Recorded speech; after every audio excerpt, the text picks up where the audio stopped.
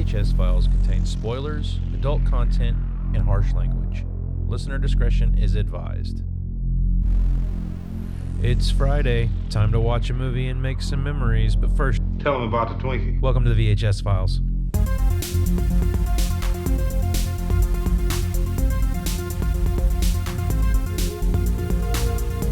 You're listening to the VHS Files podcast.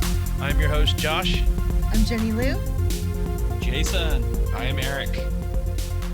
And how is everybody doing tonight? Awesome. I'm just fine, buddy. Everything's fine. Good here. Good here, bro.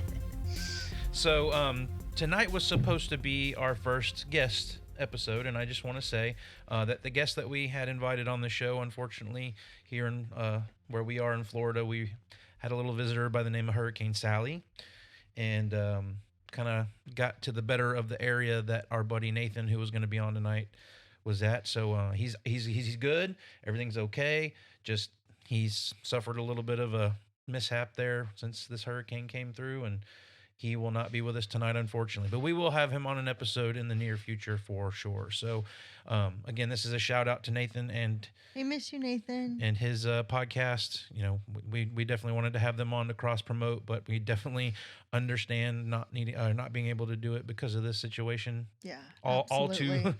too clearly, me and Jenny at least, and Eric as well. Too. But we are going to be talking one of the biggest movies we're going to talk in this era, and a movie that means a lot to all of us, I think.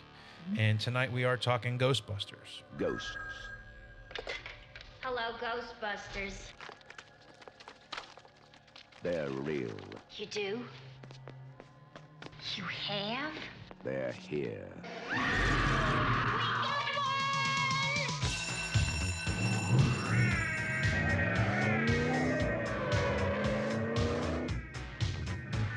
Who are you gonna call? Ghostbusters. So They catch the ghosts. I'll just go ahead and start the conversation off with, they don't make movies like this anymore. No. This- Haven't in this- a long time. This freaking movie, and we'll get into it. I mean, I can't even begin to fathom why anyone would want to touch this movie. But This movie is lightning in a bottle. absolutely lightning in a Yep. bottle. With a great cast behind it, great crew.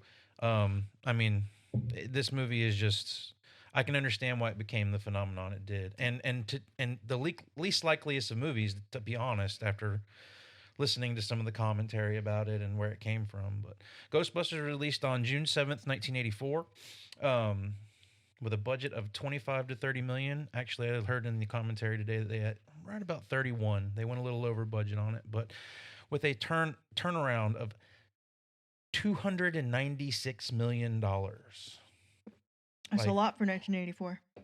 Yeah, that's a lot for now, I think.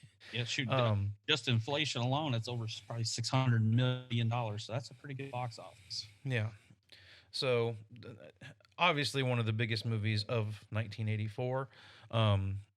So let's go back to 1984. Eric, take us back in time. Tell us what was rad in 1984. Well, Josh, Ronald Reagan was president.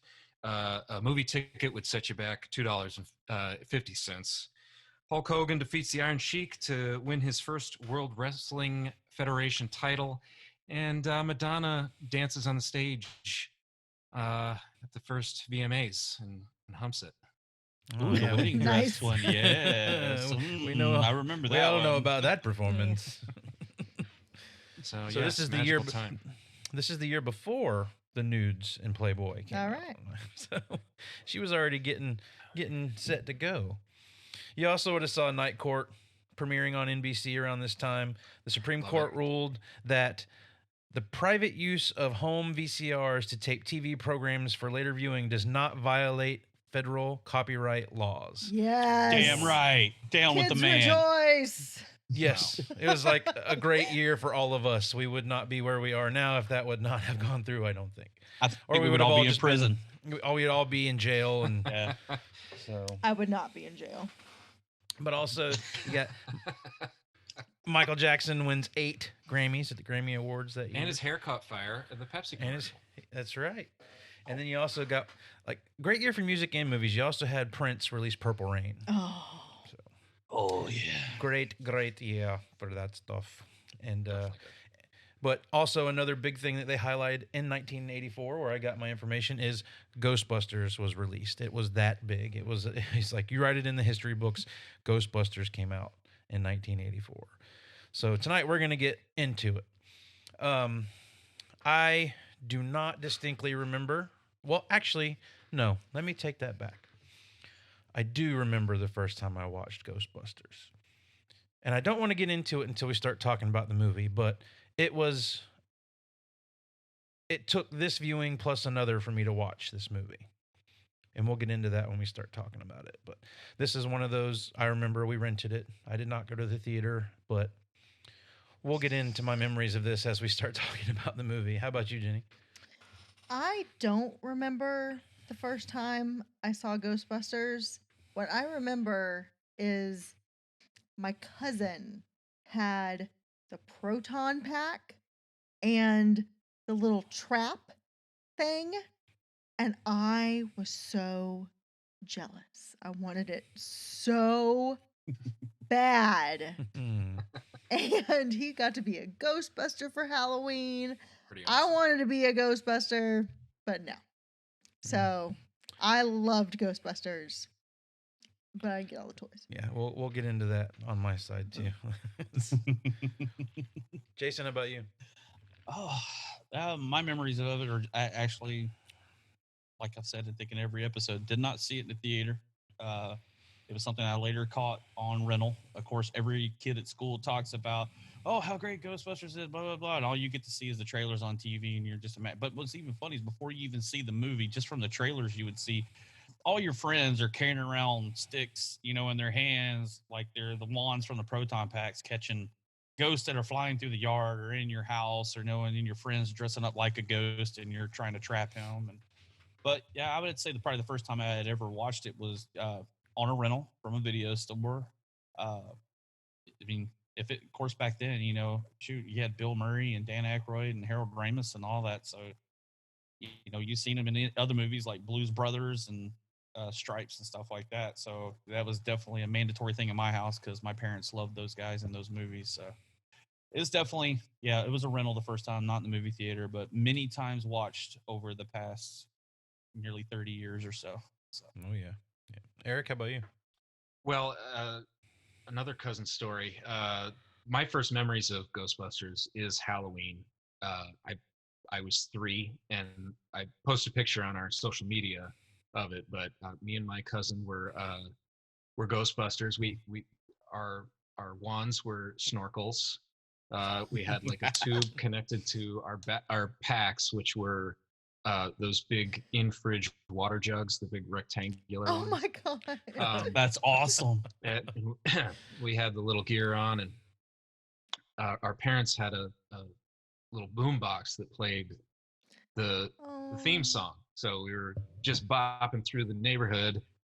I mean, that was like one of the coolest Halloweens ever. And yeah, I mean, that absolute classic, big part of my childhood. Love that movie.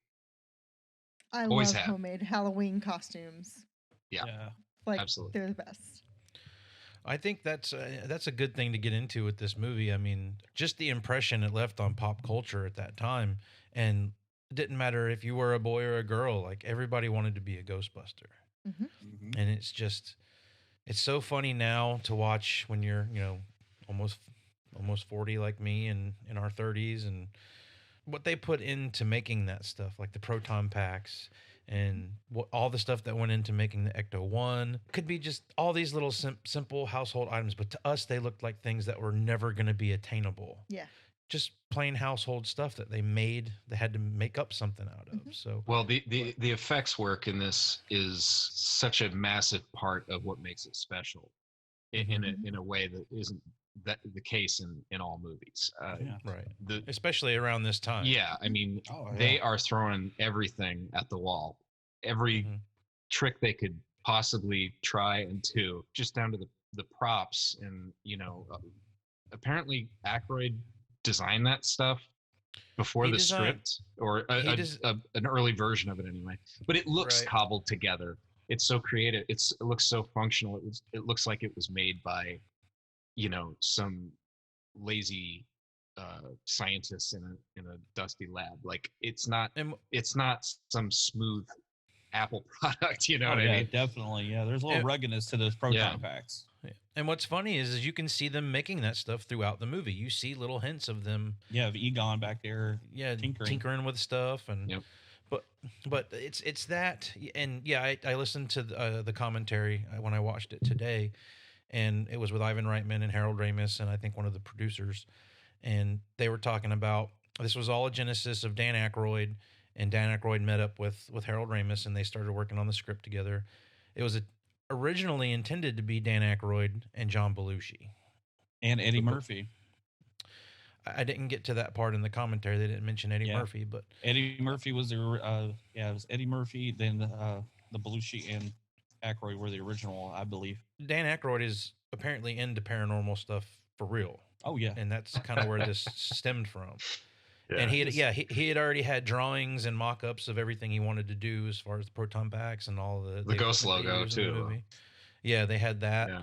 It was a different variation of it. I think they tinkered Right. with it a little bit. But Yeah. But the basic concept, yeah. what blows me away about this, even aside from the practical side, I mean, yes, they used so many practical effects over the Oh, yeah. inserts. Now, and it's funny, you can listen to the commentary, and Ivan Reitman will tell you every time there was an optical insert into it, and he hates the way they look. He will, like when they would show the cityscapes or even the top of the building, he was so quick to speak up and hear, oh, here's another terrible optical insert shot. But Well, but there are some watch- bad shots in this, and there's some bad effects in this. And I was just reading about the effects just to kind of wrap my head around it a little bit. And we're so far removed watching this now, but apparently, some of that stuff, some of that bad composite stuff, like with the monster running and stuff like that, were considered bad then. Not right, just now. right. But it's also funny because the animation stuff, the noodle lasers or whatever, Mhm. it looks as good as ever. Like it looks better than any CGI, Yeah. thing. It's amazing. It's like layers and layers of animation and real pyro and stuff like that. It's amazing how many elements and methods they put into this. You know what I mean? Right. Definitely a major amount of detail, I think, in a few of the molds for stuff, like even in the Slimer, even though it's a little optical effects there for Slimer. But I think the thing that got me was the dogs, the Zool demon dogs. When they're just there, like in the bed, they look real. And it's 1984, and they look like, I mean, I was terrified as a kid seeing this thing. I'm like, all right, I'm going to open my door and there's going to be this demon dog in my bed after seeing that. But I mean, of course, when they're running, you get back to the whole, it looks like Clash of the Titans, Jason and the Argonauts type stuff running across that. But when they're just there, man, I mean, even to today, like we all just recently probably watched this again. It's that part stands up till today in 2020. It Yeah, looks I mean, great. Anything with that stuff, the dog or any of the animatronic stuff they had to do when they didn't have to make it move very very fast, it looks great. Yeah. I mean, all the practical stuff. Well, is amazing. one of the best in the movie is in the beginning, in the library scene. This is a great intro that has no main characters of the movie. Yep. You just have the little old librarian stacking her books away. Then you don't even see what she's so scared of, but it's so effective. And it's sets it's up beautifully the shot, movie. and it's Yeah. it's in the New York Library, and all the practical stuff with the index drawers Yes. popping up, floating like, across everything's the so aisle. perfectly done. Yep.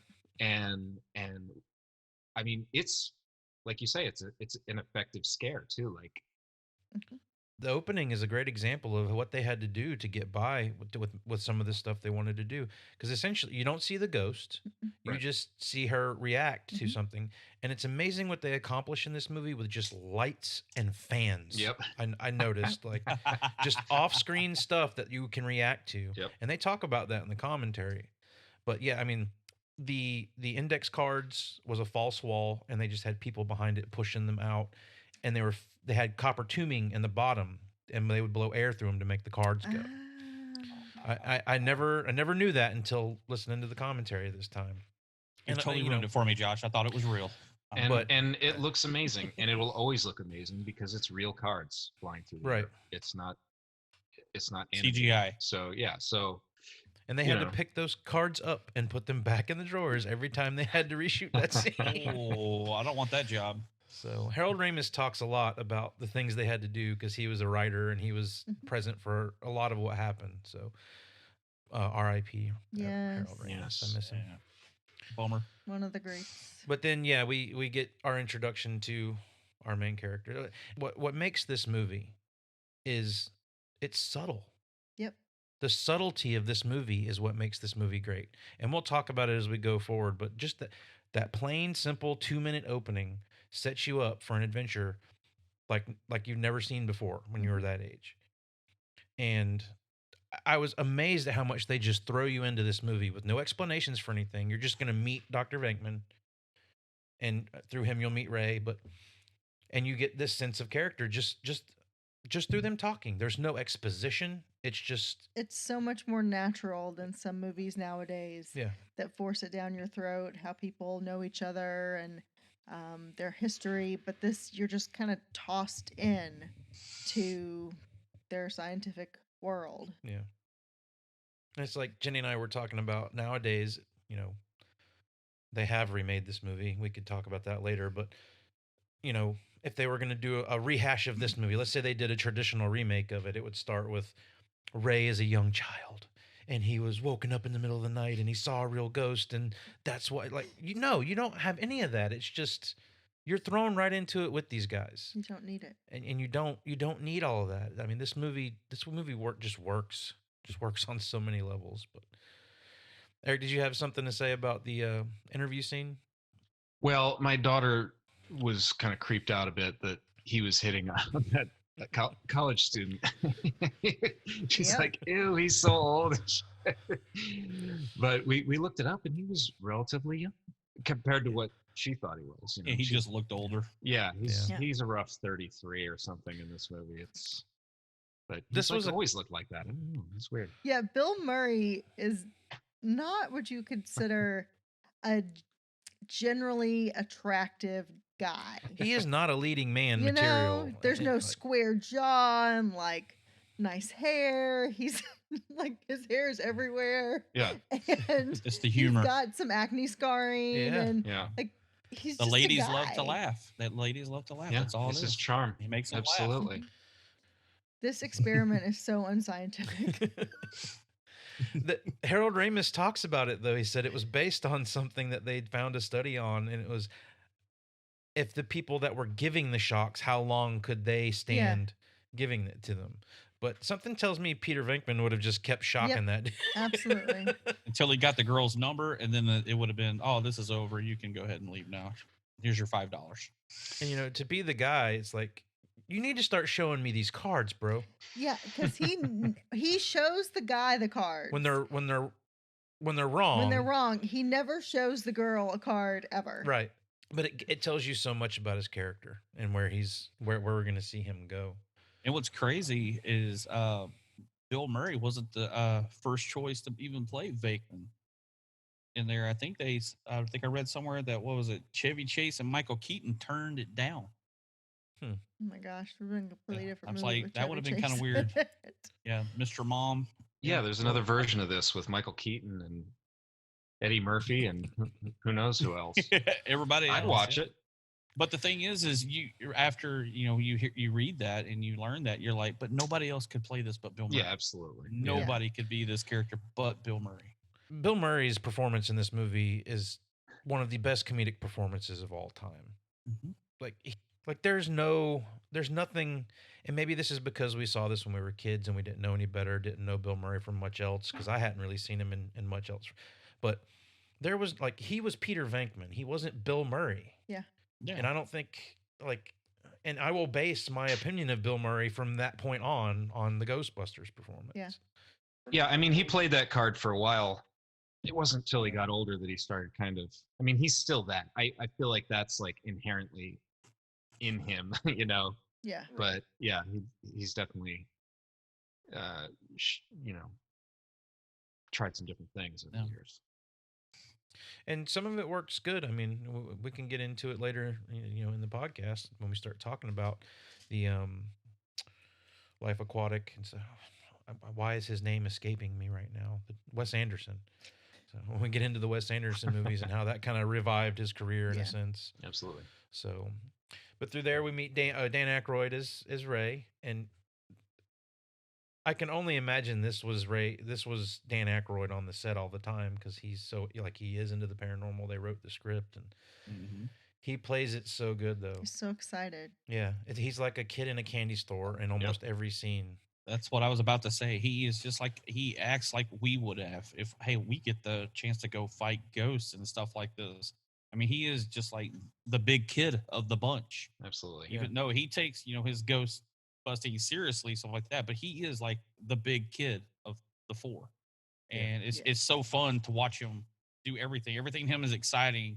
Like later in the movie, Yeah, we're just as the excited as littlest- he is. Yeah. Yeah. I mean, like, not to get too far ahead, but certain things were, sliding down poles and working on cars. He is just super excited. And Ruining I'm like, yeah, that would have negotiations. been me. Yeah. But I don't know if you got this impression, but watching this scene, when Ray comes in and he's so excited and talking to Peter, that they seem at this point more like colleagues than friends. Like, can see that. Venkman is so dramatic and he's just like, oh, this guy Yeah. again with the paranormal stuff and it's getting in the way of me getting laid. And it's like, I just felt like it was like, oh, I have to put up with this guy because. Well, was it the dean that said they were? It was more like they were, getting away with something, running a ruse. I feel like Venkman, Yeah. while he is a Is scientist, the ruse. he was just, he wasn't really Yeah, he working wasn't- hard at anything. He was just getting his money, getting his funds Yeah. from the college so that he could hang out and try to pick up college girls. Yeah. Yep. Yeah, of the three of them, of the first three before Winston comes in later, yeah, it's like Ray and Egon are the scientists, the real scientists, like that are probably out creating things. And Bill Murray's character with Vakeman, probably he went to school, he did get his doctorate, but that's what it is. He's just Dr. Vakeman, and he's using it to hook up with college girls on campus. So Yeah, he probably cheated his way through school too. He doesn't need to know it. He's clever enough to. Well, they get into that a little bit after we're jumping ahead a little bit, but they get into that in the conversation after they have their first experience with the ghost. Mhm. And Ray starts talking about, when they do fire them and let them go, he's like, "You never worked at the private sector. They expect results." So obviously they've gotten comfortable not having to produce anything, Yep. just getting to run amok on their own. But again, just through simple dialogue, they get this across. It's not like beating you over the head with it. Mhm. It's just like a conversation two people would be having. Mhm. But then we go to the library and we meet Egon, Yes. and So good. and this was another one because he had all the cool gadgets. Like everybody wanted to be Egon. I liked Egon and I liked the fact that he had all the gadgets. But when I was a kid, I was like Venkman all the way. Mm-hmm. And Yeah, he's the coolest. but I love how we're introduced to him, and then the conversation between the two, between the three of them. I have to know, this is something that's bothered me since I'm a kid. When he says, "Remember, Egon, when we tried that thing where you were going to drill a hole through your head?" And he says, "That would have worked if you wouldn't have stopped Stop me." me. Like, I love that. I want to know what the details of this was. It sounds so interesting, and I would love to see the dialogue between that. Egon's love deadpan that it's just- is incredible throughout. Yeah. Um, And Harold Ramis in the commentary was like, "I made it a point. This is an acting thing, kids. I made it a point not to smile this whole movie." yep. But yeah, He takes his job love, seriously.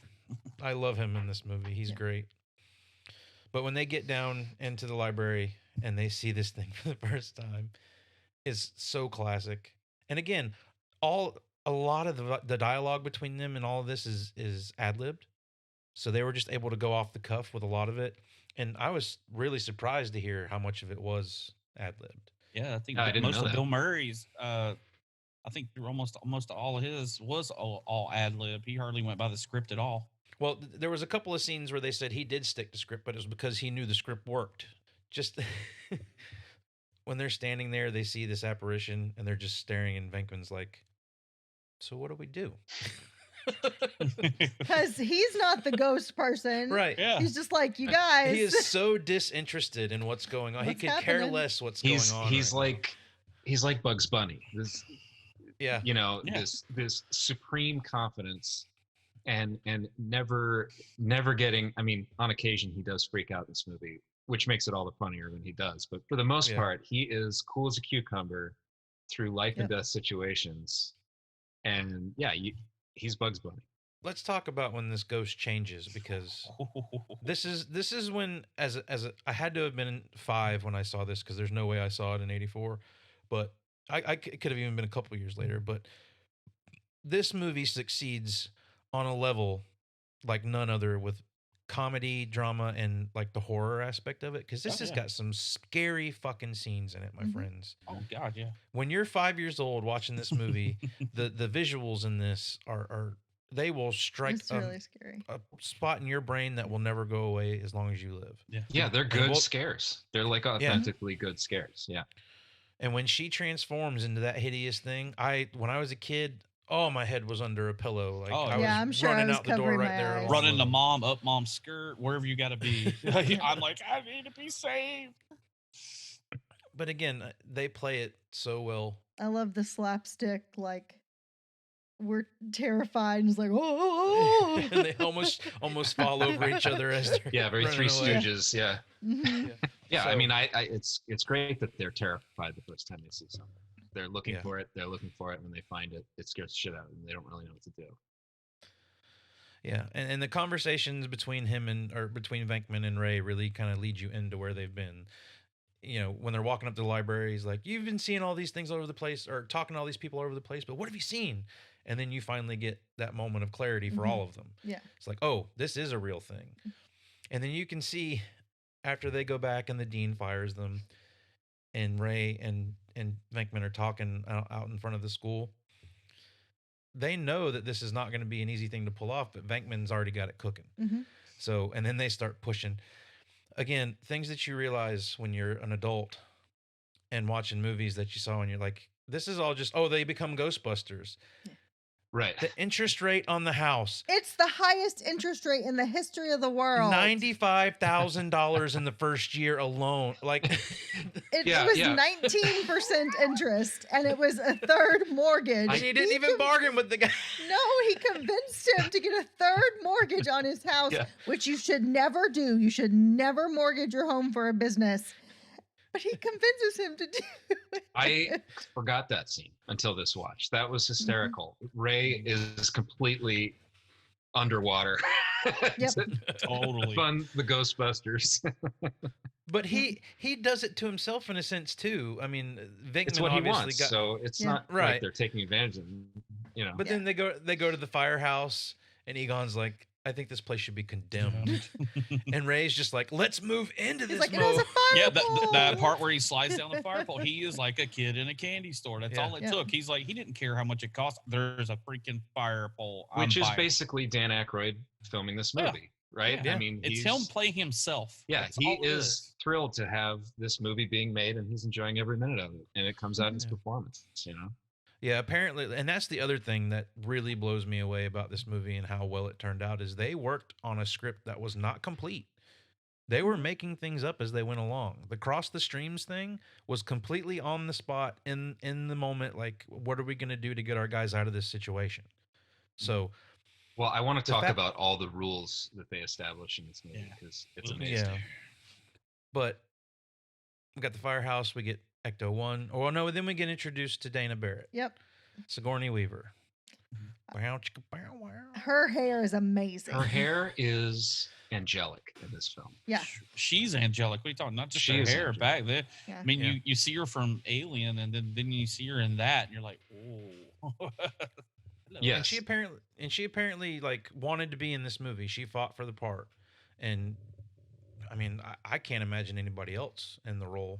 But I mean, She's great. that's gonna go. It's gonna go to Yes. say for anybody in this movie. But and you got 35 years behind it now. But yeah, she's great, and the whole kitchen scene. Again, when you're watching this Oh, as a kid, Mhm. it, That's it just, legit scary Yeah.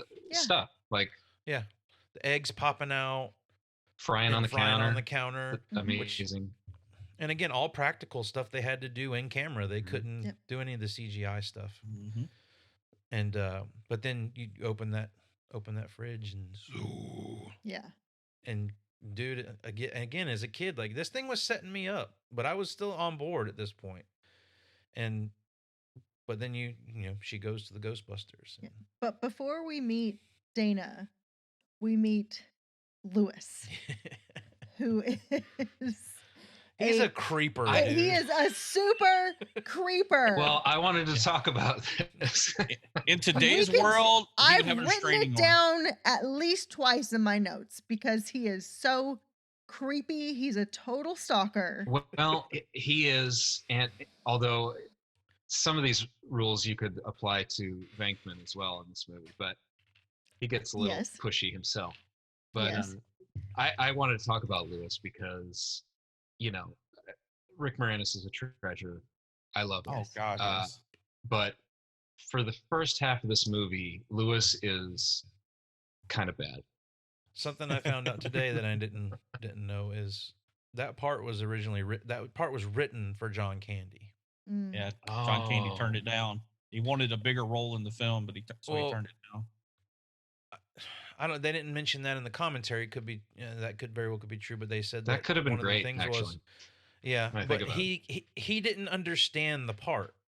He said every time that they would contact him or he had the script, they said he didn't understand who the guy like how to play it, and he wanted to do it with like a guy with a Dutch accent. Yeah, German like- accent. I read that. Never yeah. mind. Yeah.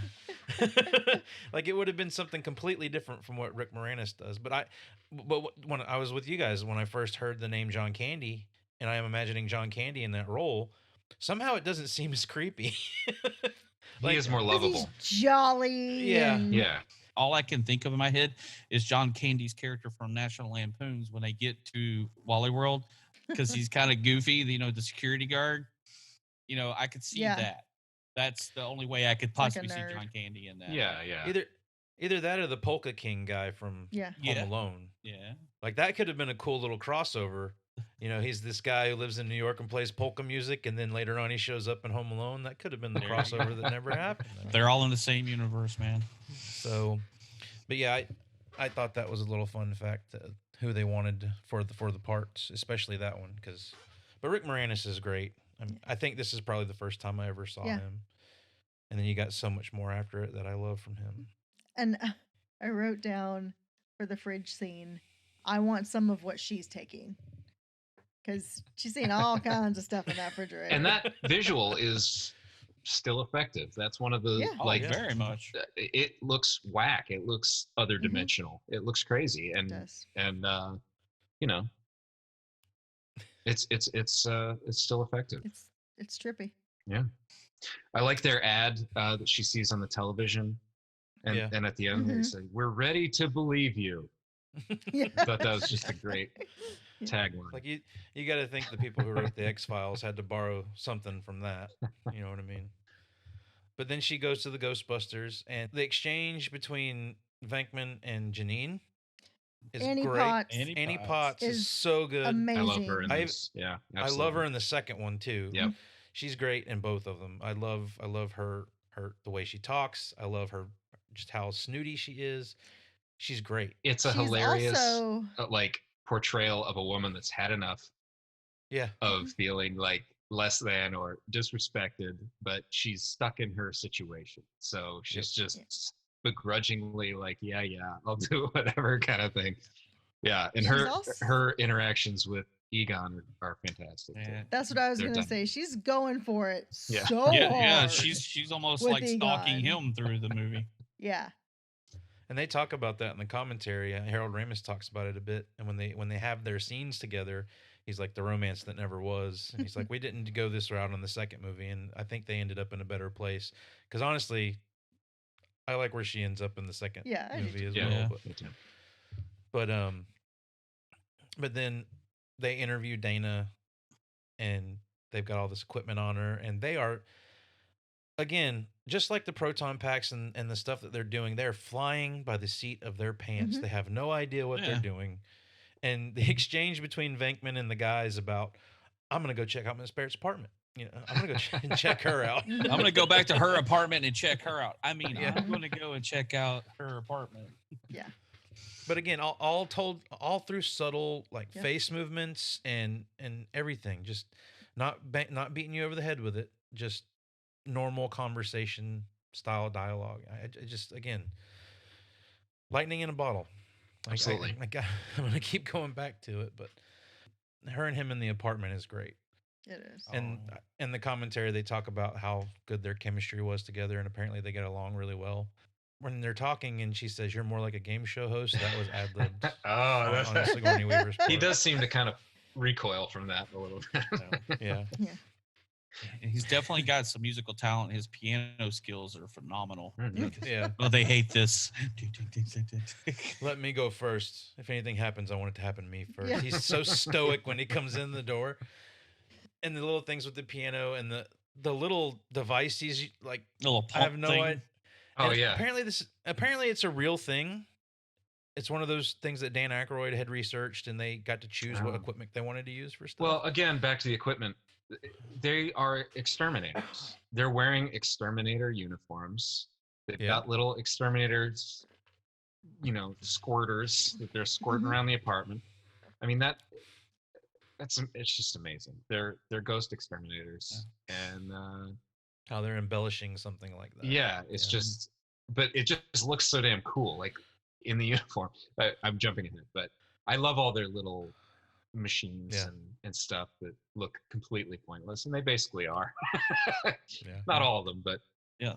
There was one thing I noticed when they're in the apartment and they're walking around, they get into the kitchen showing the eggs. And I don't think I ever even paid attention to this for years. Stay puffed. The freaking Stay Puft marshmallow sitting right on the Yeah. counter. the And I've never only gone. the only existence of it before. I mean, Yes. it's the only established, right? Because that's just in the movie. That's from the movie, right? So Yeah. Yeah. it feels a little unestablished. Like we should have seen Ray A eating them billboard earlier or something. around New Doesn't York. it? And there is a scene where there's a billboard. There's a Stay Puft billboard Okay. later. I noticed it today. Maybe I missed the Um, billboard, but I only saw the but- bag, and I remember being a kid wondering, like, is this a Yeah. real thing or is it just from the movie? And that's something that was lost on me as a kid too. I didn't really pick up on it until recently. And then Yeah. they started making Stay Puft marshmallows Yeah. from this movie. It like kickstarted a marshmallow brand. That's how amazing this movie is. So it does get confusing because you see at the store, you're like, is that around before the movie?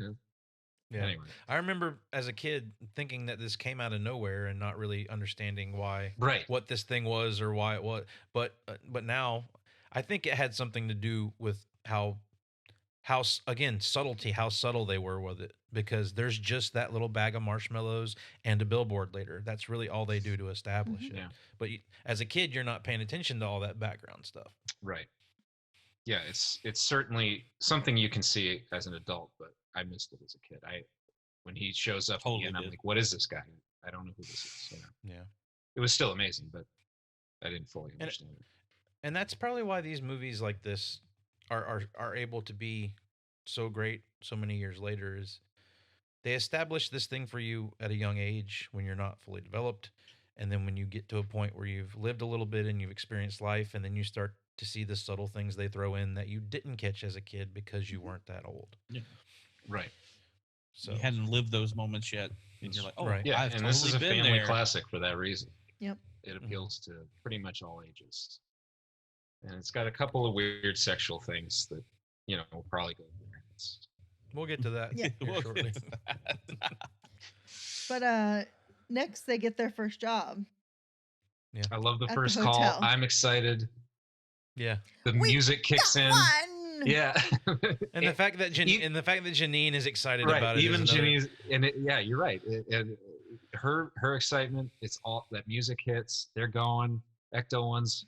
Yeah, it's amazing. Yeah. Yeah, that was a pretty quick turnaround for Ray bringing in Ecto-1 in the condition it was in, and the next thing you know, rolling out A complete rebuild. Yeah. pearl white paint Yeah. job, Mhm. all the fancy science stuff all over. Like, whoa, dude, that guy's a really good. He's in a wrong line of work. All he does He is should've work, went into man. car Yeah. restoration. Yeah, he's And tinkering through the whole movie. It Yeah. seems. And again, it's one of those things like the firehouse and the third mortgage on the house. He gets the car, and all this shit's wrong with it. Oh, it was only 4,800 Yeah. in Venkman's face when he says that.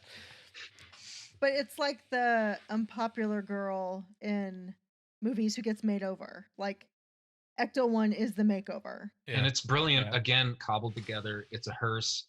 yeah. You know, it's got all these like spare parts, you know, taped to it. And it's perfect because it holds all their proton packs. They slide out on a little It's great. rail, and it's functional. It's functional it's the design. It's the coffin rail. Yeah. that he's like, Right. "Oh, Yeah. It's the God." copper. shit. Yeah. Yeah. I never even thought about that. I Yeah, didn't the think thing that about holds the proton packs. Yeah, when he slides it out, that's how they slide the caskets out Yeah. of the That back makes of our sense. hearse. Yeah. I just thought it was something they fashioned to hold their stuff. Which, you know, and then of Nah. course the you know, it's a hearse. It ties back to death and, you know, ghosts and all that kind of stuff. It's just it's everything about it is perfect. and then it becomes one of the most iconic cars in movie history that Yep. everybody know. Ecto-1, Mhm. anywhere you go, and you know people have made reproductions of it, and I think the original one's been sold a couple of times, like on Barrett's auto auctions and stuff like that. But I mean, you know that as quick as you know the DeLorean or you know the Knight Rider car. Ecto-1's right up there. Absolutely. You know what that is immediately. I definitely wanted to. I was like, Mom, you need to get a station wagon so we can do this. So this movie plays into my childhood so much. Where I lived at the time when we saw this, I had some neighbors, Den and Daniel, which Den might actually listen to the podcast. So Den, if you are listening, what's up, man? But you know, we're kind of tying into after the movie a little bit, but when the real Ghostbusters came out and like the proton packs and everything were out, I ended up getting one. And we were the three kids running around our little neighborhood and the Ghostbusters stuff, acting like we were busting ghosts. So Amazing. it was, again, one of those times like this where I was at in life will always be tied to this movie, you know, at 5 years old or whatever it was. Yeah. And you know, when you're playing, you're using all these rules that are established in this scene, right? First call. Yeah. Oh yeah, definitely. You know, we learn how the packs work. We learn how the trap works. We learn, you know, they're basically lassos. They're like an energy lasso. Yeah. And you know, you can't cross the streams. They sell, you know, all this stuff. I love this whole sequence with Slimer. Slimer is amazing. I mean, this is the first time we see the real Ghostbusters in action, catching the ghost. They, you know, And Ivan Reitman was saying in the commentary, he said when they three walk in that door of that hotel, that's when he wanted like the applause moment. And he said when they showed this and they came through the door, they got the applause on it. And he's like, I think I did it. well deserved. Yeah, well deserved. But I love when they walk in the door, Venkman says, "Anybody seen a ghost?" And he catches eyes with the girl in the lobby. Yeah, And watches you her. can watch them like follow that through the entire scene, and she's got this look of disgust on her face as she's walking by them, I and he's didn't just see it. staring. He's like looking at her, and then the concierge guy comes up and like startles him. The acting in this whole scene is so great. I love the exchange with the old man at the elevator. It's like, who are you guys? And we're exterminator says somebody saw a cockroach up on 12. If you watch Dan Aykroyd in that scene, he is about to lose it. Oh He's yeah. so slapstick. Yeah. Like through this whole sequence. But when that old man, when Venkman and the old man are having that conversation, you can see it on Dan Aykroyd's face, like he's about to start laughing, and he like barely gets through the scene. There's a few times he does that in the movie. Well, you Yeah. can tell they all like each other and they all like to work together. Yeah. You know, and Yeah. that just comes out like they all, you know, the chemistry is just nuts. They're talking about the proton packs and how they weighed like 30 pounds with all the real equipment on them, and then they had plastic ones they would wear for stunts. And Ivan Reitman says something to Harold Ramis. He's like, "You never complained. You never complained about it." And he's like, "No, I never did." Someone did. We won't say who.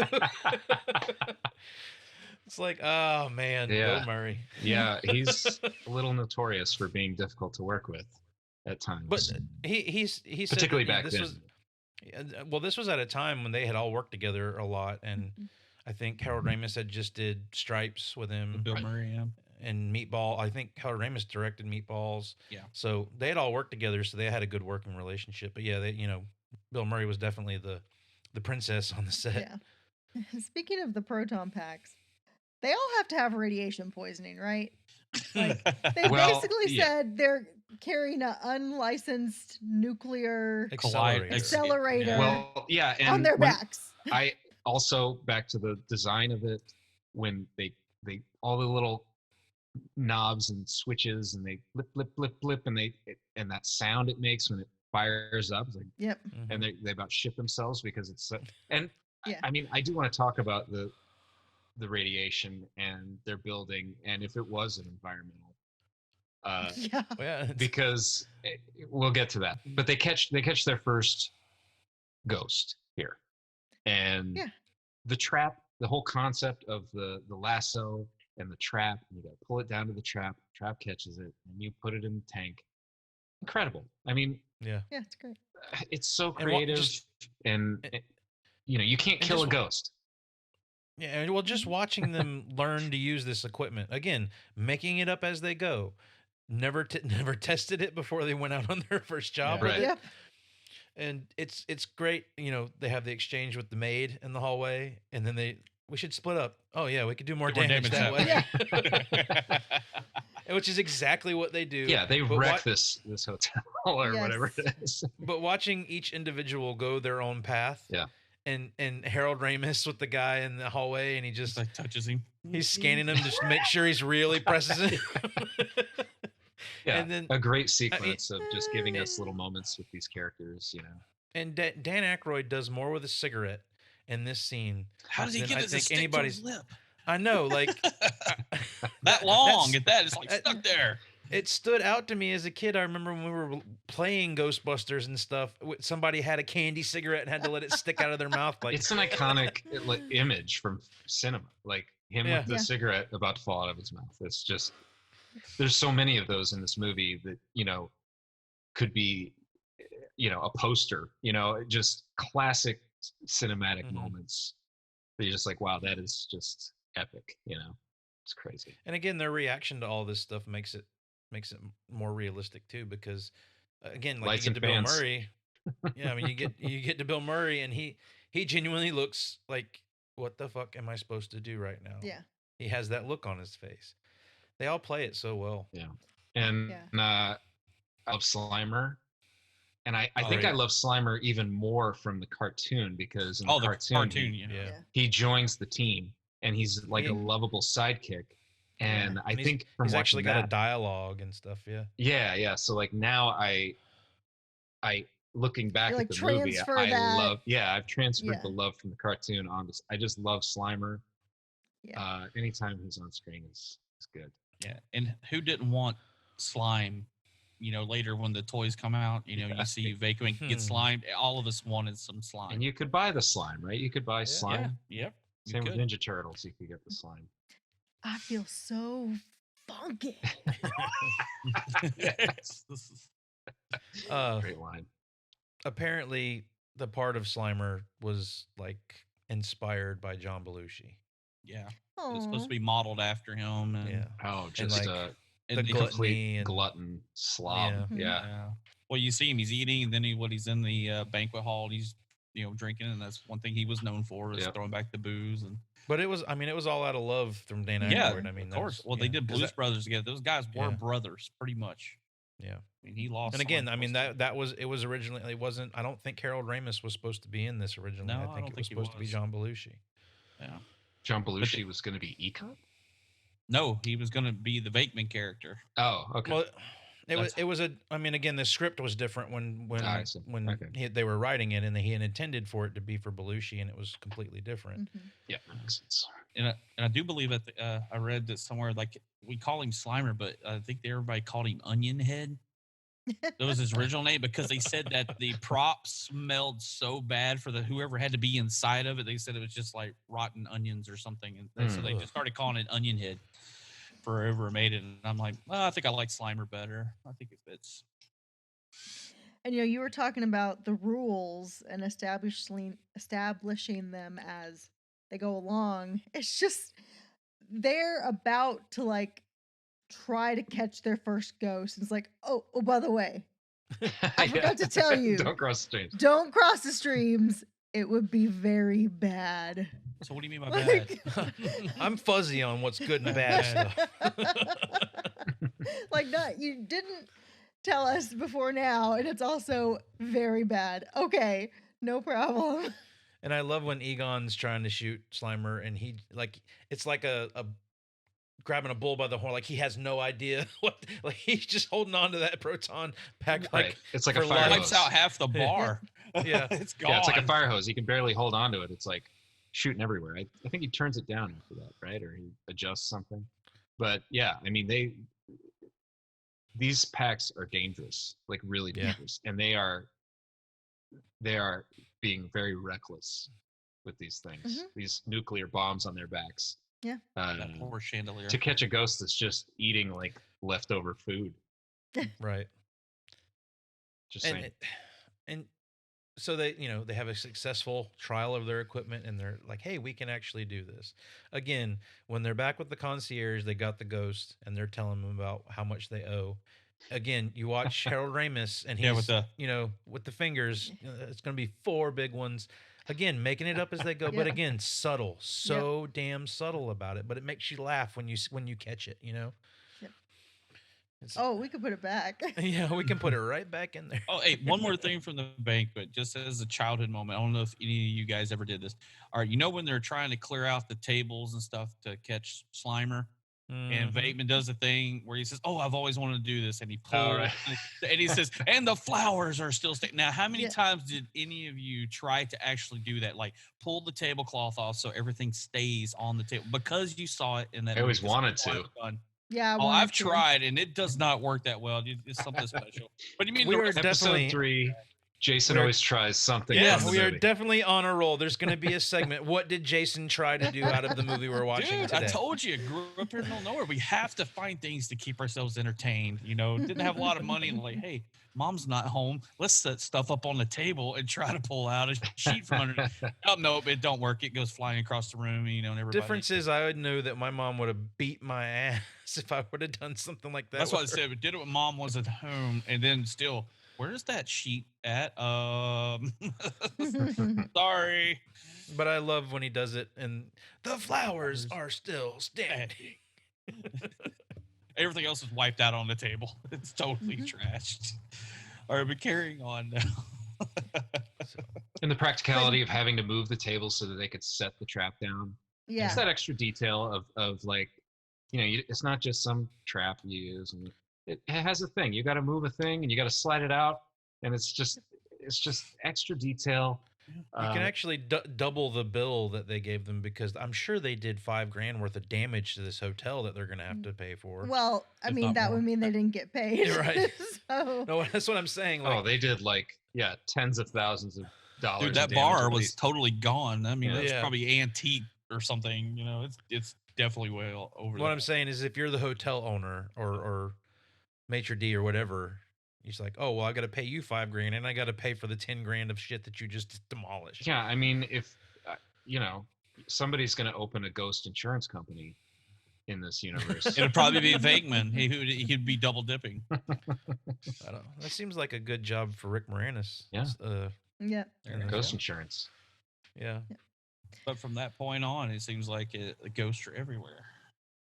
Yep, they're on a roll. 80s movie montage of collecting ghosts. With Casey Kasem and man. Larry King. Is it Larry King, or is it somebody pretending to be Larry? It is Larry King. Larry And that's King. his first movie role. I was wondering if that was actually him or not. It is David Larry Letterman, right? Yeah, it's his very Is David first. Letterman on there too? No, not David on. Letterman. No? Just Larry King and Casey Kasem. And who didn't listen to Casey Kasem back then? Oh, yeah. Every freaking weekend. There were like 3 channels, and he was on one of them. Everybody listened to Casey Kasem back then. Yeah. Another fun fact is Casey Kasem's wife is the blonde that Lewis is dancing with at his party. Aw. Ah, okay. Wow. Wow. Wow. Go Casey Kasem. All Yeah. right. Yeah, he was even old then. Yeah. So He was always, he was like Dick Clark. They were always Yeah. old. always old. Always old, man.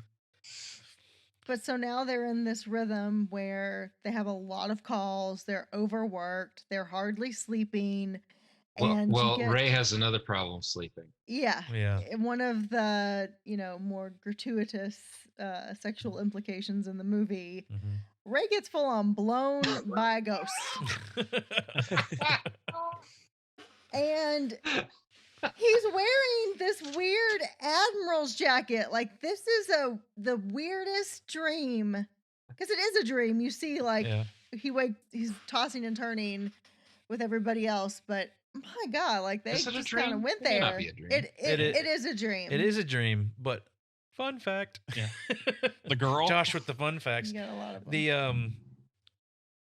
The sequence that they shot that for was actually not a dream sequence. There was a whole sequence where they were in this place that they were staying, and that wasn't supposed to be a dream sequence. It was supposed to be something that actually Ah. happened, but they ended up cutting it.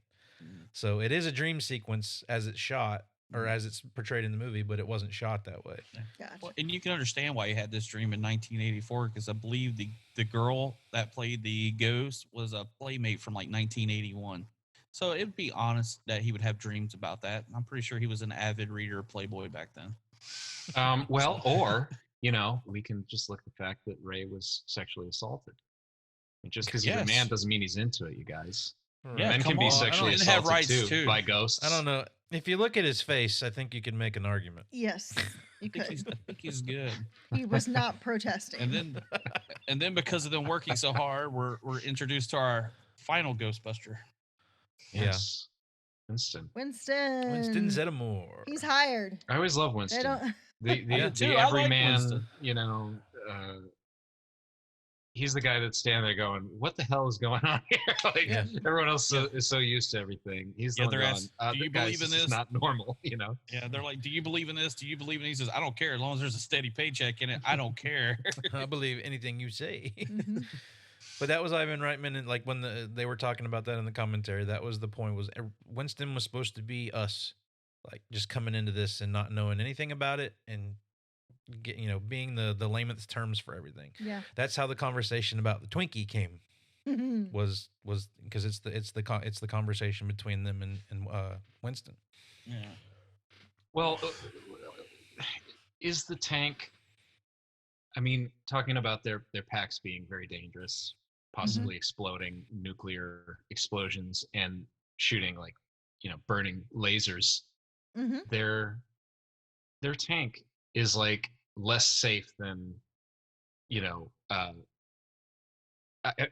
the only thing you have to do to make this tank explode is to pull a switch. You know what I mean? Yeah. Yeah, turn the power And- off. When Winston comes on board, they're already talking about it getting overloaded. Yeah. Yeah, they that's don't. What is their when- plan? They are crazy, reckless. they don't have a plan. This thing is filling up, and massively filling. And it's played, it's written and played so well that's when they introduce us to Will what's his Peck? Heck, Peck Wilsard Peck. I forget what his first from the name is. EPA. Yeah. He's Richard such Atherton, that we'll see again later in dick in Die this Hard. movie. he He's a dick is. in everything he's in. He plays a dick in every. Yeah. And he does it well because I hate his guts in everything I see him in. Mhm. And you know what? I couldn't help but think, I'm like, if I was an actor, this is who I'd play. This is where I'd be pitching. I just fit right in there, no one likes this guy. He didn't like this part either because everybody was stopping him on the street and yelling at him and calling him dickless. Ridiculous. Yes, it is true. This man has no dick. So he was not very happy with his portrayal in this movie, according to Ivan Reitman, anyway. But so Venkman meets back up with Dana Barrett. Gives her some background info on who Follows Zool through on his promise that is. he was going to solve her problem. Yep. While also really going for it and trying to get her to go on a date with him. Mm-hmm. And it's funny to listen to Ivan Reitman talk about this scene because he's like, man, Bill Murray was putting it on so hard here. He looks so handsome in this scene. It's like, Ivan. But they complimented Sigourney Weaver on how she looked in it as well. But they were also talking about the guy that she's with, the other guy from the concert or the band, and they're like making these assumptions that he's the guy that she married and had Oscar with for the sequel. Oh, But, and I could see that. Yeah. maybe. Because Oscar is blonde. And the guy was a little dirty blonde, I think. Yeah, maybe. He's one of the greatest musicians in the world. Yes. Yeah. So I hope you're feeling better, sir. You're still very pale, though. And then he gets the date with her. Yeah. And I love the part where they've parted ways and he's walking away and he starts turning around in a circle imitating the skater yes. Yeah. who's off to the side. Amazing. It's just a little touch that Ad-libbed. A Yeah. beautiful So film great. moment, like such a Yeah. filmy film thing to do. It's just, Yep. it's amazing. It's why film is great. Like moments like that just. Apparently, the sound guys were not very happy about that scene, though, because they're in New York and that fountain's going, and the sound guys were like, "Can we turn the fountain off?" And they're like, "Nope, can't turn the fountain off." So they were pissed having to work around all of that. Oh yeah, I never thought about that. It's funny. So where does it go from here? So here Dana goes back to her apartment. And we have another great scare. Yeah. Oh, from yes. Lewis, the creeper, who's Wow. stalking her. As Yeah, she comes that's pretty home. scary, too. Yeah. Yeah, that's true. Even in a party, he hears her coming down the Yeah, hall. leaves his party to bug her. Yeah. So And I would say that it's anybody in the hallway. No. Because Venkman comes into the hallway and he comes out to see him, but he's coming out of Dana's apartment. yes, So he's constantly just listening for her door. yeah. Yep. This guy got And the then when he- camera in there or something? What's going on? Well, and in the first part when we meet Lewis, he talks about going out on the ledge and trying to get in to turn her TV down or Oh something yeah. for her. yeah. Super creeper. Yeah. Super creeper. And And then I mean, for then all I we turned know, my this TV whole up real loud party is too. yeah. For all we know, this party is just simply an effort to try to get her over. Well, he did invite clients so he could expense it. Yeah. That's So it right. could expense It's it just on a scheme to get her to come over. Very Yeah. smart Yeah. financial advice right there. Yeah. But when we're going to the scene, there's a huge shot, the bad shot, with the top of the building filled in. Oh, yeah. And it looks all creepy, and this is where you get the close up of the dog statues Mhm. and their claws start coming through Coming the alive. and then the Amazing. eye is glowing. Amazing. Yep. It's fantastic. It's scary as hell. Scarring. But- The rock crumbling around and it emerging from underneath the gargoyle or whatever. It is so Mhm. cool. Just so cool. Yep. And you don't even see it all then. Like Yeah. they're still saving it. Yeah. Mhm. And but what I was thinking watching this again was, did nobody notice that there was an altar on top of this building? It's kind of right Yeah. out in the open. It's Yeah. it's there in your face. Like if Yes, and we somebody's learned going to that- the roof to smoke a cigarette, No, they're it's, not like, oh yeah, this cool bench. no, It's it's a an picnic altar. table. Well, this building was designed, we learned, Yes. I didn't remember this from prior watches, but the whole thing was designed to be like a amplifier for this Yeah. A magnet energy attract- or whatever. And Yep. attract So ghosts. I wonder if management is maybe descendants of the people who set Ooh, that up. they're in on it. Maybe they keep people Yes, off that certain maybe. area. Well, Ivan Reitman said when they were filming things, you'll notice they focus on statues throughout the city and all the little gargoyle sort of stuff throughout New York. They were kind of trying to insert all that to lead you to where they were going to go. Mm. You get a shot of it With the- earlier, like Yeah. it's like a matte painting or a Mm-hmm. Yeah, you it's know, matte definitely an painting shot. insert. Yeah. Yeah. yeah. So and the scare in her apartment with the door, the rubber, like the Mm. stretchy door. Yes. is That incredible. one's really creepy. And it gets you pulled into this door, and then those hands pop out. Yeah, Mhm. That's dude. scary, dude. Dude, As a it's the kid, fact like, she's whew, the fact she's sitting in the chair and we're seeing lights and stuff happening behind the door, but she still ain't even seen it yet. And you're like, hello, door, door. You're a kid and you're looking at your mom, door, door. And they talked about when they shot this scene. Apparently, Sigourney Weaver was really into it, really liked shooting all of this at this time. And they were wondering, what is it about this scene that makes it work? And they were like, you've got the culmination of her coming in, being vulnerable, taking clothes off. She's mhm. talking to her mom Yeah. on the phone, like, I'm Yeah. fine, Mom. Yeah, Yeah. I'll call Setting you the next tone, yep. week. Got a date with a Absolutely. Ghostbuster. And all of a sudden, out of the corner of your eye, you see this, and it's again played so well. But yeah, so far we've had all the scary ghost at the beginning. We've had this dog demon bust out of some shit on the top of the building that's scary as hell. Now you got this with arms coming up out of the chair through the bottom, grabbing hold of her, and she gets sucked Yeah. into the kitchen. Again, all this stuff as a kid, I'm on board. I'm watching. But we haven't gotten to the point yet. We'll get there. We're almost there. Oh no. But I was still on board as we're going through this. Well, like you say, the writing of the scene is so well put together. Like you say, when she drops her guard, and then we're just getting, Mhm. in the building of suspense, the misdirection, and then the effects work is amazing. All that Yeah. stuff, and this, Richard Unlin, Boss Film Company, did the effects Yeah. coming off Poltergeist, and Yeah. all that feels. And you can see that in the right? apparitions. Yeah. Yeah. Very much. Anytime there, the library, some of these shots are just, they're horror. They're Yeah. they're little mini horror segments, and they're Yep. great. Like, they're great horror, just Yep. sandwiched neatly inside this I think that's how they awesome get you. comedy. You know what I mean? Yeah, and that's how they get you, because you're laughing, you're getting to know these characters. These are childlike grown men like this, and then all of a sudden, bam, Yeah. I'm scared shitless for the next 3 minutes because something demon dog whatever ghost thing, and then it goes right back to, all right, let's go back to some comic relief and a little Yep. bit of seriousness. Right. They're Take it so back good down. at- Take it back up. Take it back down. Yeah. Up down up down. They're so good at setting you up and making you drop your guard Mhm. before they really scare the shit out of you. Yep. I think they really had that in mind coming, from the kids that were going to watch this. And even the fact that this is so imprinted on me as a kid, and watching it now and realizing just how much of a kids movie it is not. No. Yeah. Like, it is not a kids movie by any means. Not a little But- kid, anyway. Yeah. Right.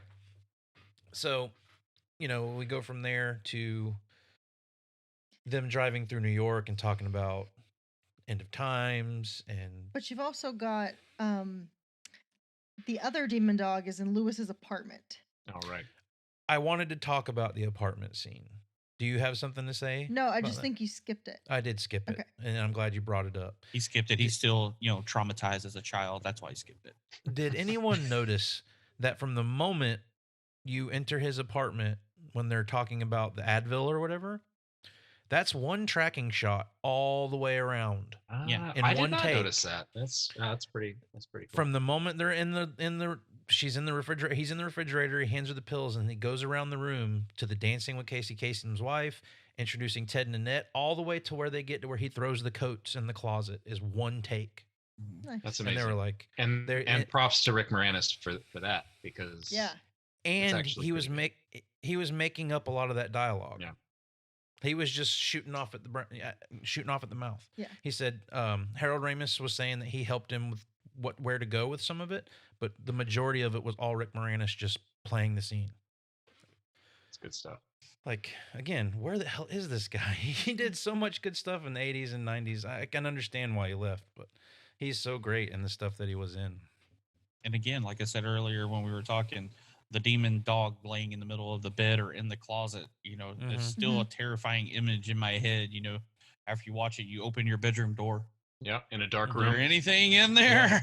You don't see any red glowing eyes, but it looks so realistic. Like, oh, there's actually a real demon dog in this bed.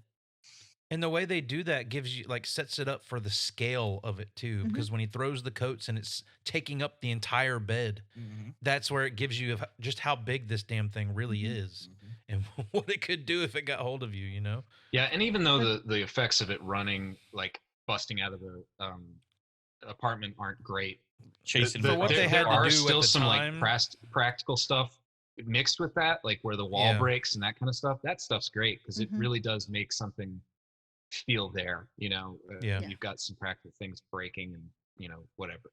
Um, and this is where Rick Moranis is begging on the outside of the restaurant, which is like such a purely comedic moment where people just look at him and just go back to eating. Yep. Tavern on the Green. Yep. Yeah. New Yorkers are so self-involved that Yeah. they That's don't what even. I wrote that down and it's like, yeah, it sounds like a New York moment for there. Like, guy screaming for bloody murder outside. Oh, I'm gonna get back to eating my steak over here. Yep. It'll be Ivan fine. Reitman and Harold Ramis say that in the commentary too. They're like, that's the New York moment right there. I was also shocked to find out how much of this was not shot in New York. Huh. A lot of it was done in Los Angeles on sound stages.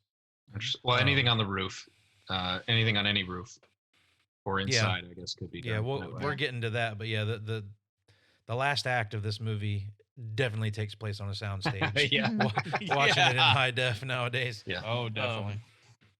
But then you get Venkman at Dana's apartment. Yep. Again, Something's a little different with Dana. Did you do something to your hair? and I love when he goes in, he says, "What happened here?" And the guy's like, "Oh, some moron brought a Jaguar to a party and it went berserk." Yeah, Jaguar.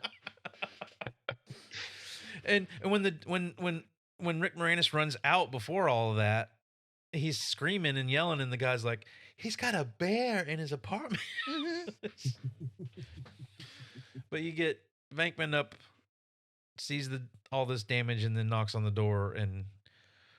Are you the keymaster? This is where if you didn't love Sigourney Weaver in this movie, you did now. Yeah, she looks amazing in this glittery dress with the hair completely just froed as much as possible. Mhm. And she's Gozer, right? Yeah. Yep. And No, I could never no, keep this She's No, straight. no, she's a she's- gatekeeper. She's Zool. She's Yeah, She's Zool. the yeah, gatekeeper, she's yeah. Zool. Yeah, she's still the gatekeeper. Yeah. Mhm. Okay. Yep. I could never like keep this straight as a kid. Did you guys know the lore and everything and pay attention to that? Because I was like, I knew the gatekeeper and the keymaster, but like all Yeah. the Gozer Zool stuff, and I can't even remember it now. I had to write it down. Vince. So Clortho. you've got Vince Clortho, Keymaster of Gozer. Yeah. So good, dude. It was so good. But that's Rick Moranis, and then you got Dana is the keyman or the. Zool. See, I'm already mixing it up. Gatekeeper. Zool, the gatekeeper. Keeper. So, Gozer is The god. is the woman, Destructor. Right. Gozer's The the main guy. traveler. well, and she's and Stay Puffed. I mean, that's the form Yeah. that they choose. Oh, right, but yeah. we're jumping ahead. Yeah. But Bankman, she opens the door. Are you the keymaster? I don't. Or what does he say? He's like, I don't think so.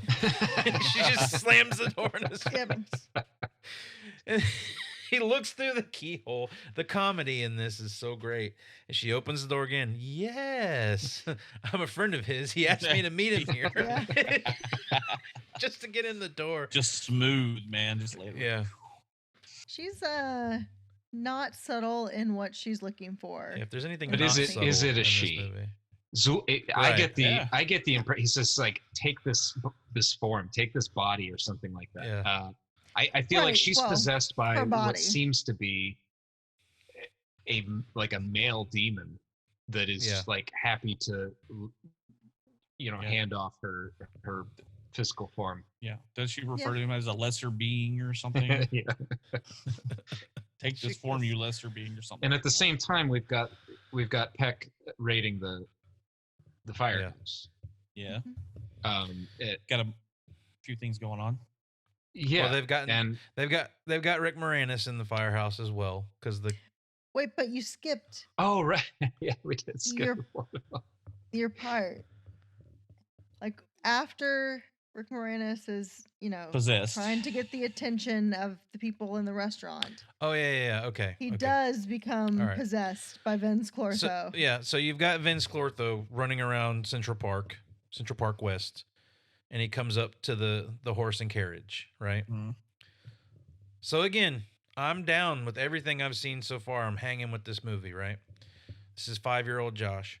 And it comes to this scene, and he's talking to this horse, and the guy's like, "Hey, buddy." He pulls the carriage. I make the deals. You want to ride? And his eyes light up, and he growls. 5-year-old Josh was like, "Fuck this shit." I turned it off, and I did not watch the rest of this movie for probably another month. Like Wow. I was down with the floating in the bed, which we skipped. We'll get back to. I was down with the dog. I was down with all this shit I'd seen so far. But Rick Moranis with glowing eyes and growling, fuck this, I'm out of here. That growl's pretty deep. It's like a lion's growl or something. It's like Mhm. Yeah. guttural. And I legit did not go back and watch the rest of this movie. I think I had to rent the movie again before I got to finish the movie because I would not watch it from that point forward. Wow.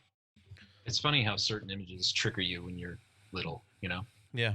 Scarlett, my daughter, has watched, a lot of scarier films she's 14 now, but, Mhm. she's watched a lot of horror films and stuff like that. But one thing that got her when she was a little kid was this Goosebumps, 4 Kids episode that had this kind of a possessed doll, Yeah. and that just freaked her out, and it just like scarred her forever. Yeah. Mhm. Just the littlest things that make the impressions on you. But it's so funny that I got through the majority of this movie, and that's what set me off was just the dude with glowing eyes, and we'd already seen at that point had Sigourney Weaver. She'd been doing the growling, but her eyes hadn't lit up. Right. And it had to have been something with that combination of the eyes lighting up and the growl that just set me off. And I was like, nope, I'm done. I don't want to watch this anymore. So for a good month, I had no idea how Ghostbusters ended. I think I'd read somewhere, but like going back to the Dana thing, when she's in the bed, when she does the demonic voice, I read that that's Ivan Reitman. Yeah, He says it recorded in the that. commentary. Yeah, I was like, whoa, that's pretty cool. and the floating thing was not. It was all in camera. Yep. She had a belt attached around her waist, like a steel belt, and they lifted her up off the bed through that, and all of the gear that was lifting her up was hidden in the drapes in the apartment. Yeah. It looks Whoa. so good. It does Yeah. look good. You Good. can't see a wire.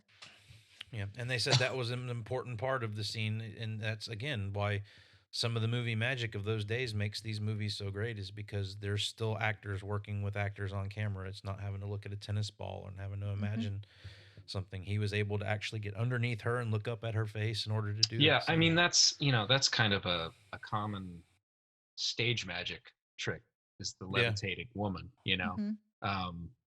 So yeah, I mean that's a great effect, and it gives you Exorcist vibes, and it's great. It's a great moment. And- And and- I love how he doesn't take advantage of. Thankfully, Right. like you don't Yeah. know because he's been after her the whole time. He thankfully has some decency to like yeah, He's the redeemed. take dialogue. care of When, her. when she's straddling him and she says, she says, "I want you inside me," or something like that. He's like, "Okay, well, no." Like, and then they flip over. Seems He's like there's he's enough right on the people cusp in there. of like, Yeah. I could do this, but I'm not going to. So Yeah, that's a he's like, great line. I make it a rule not to get involved with possessed people. Sounds like you got more than one guy in there already. Exactly. But yeah, they've picked up Lewis now. They're back at the fire station. The cop's like, I didn't know what to do with this guy, so maybe you can take a look at him. I'm just like, I'm not gonna arrest him. Let's just give him to the Ghostbusters. Yeah, it is funny how they just give him to them so easily. Yeah, they turn him over. So they get raided by the EPA. And And perhaps rightfully so, yes, because this place Yes. explodes like Chernobyl when you pull a switch. Turn the power off. You just turn the power off. All you did, if there was a turn it power outage, if there was a blackout Yes. in the area, this would have exploded This is a gonna week happen. ago. So they set up our villain when he's actually got a point. It's like, this is dangerous Yeah. stuff.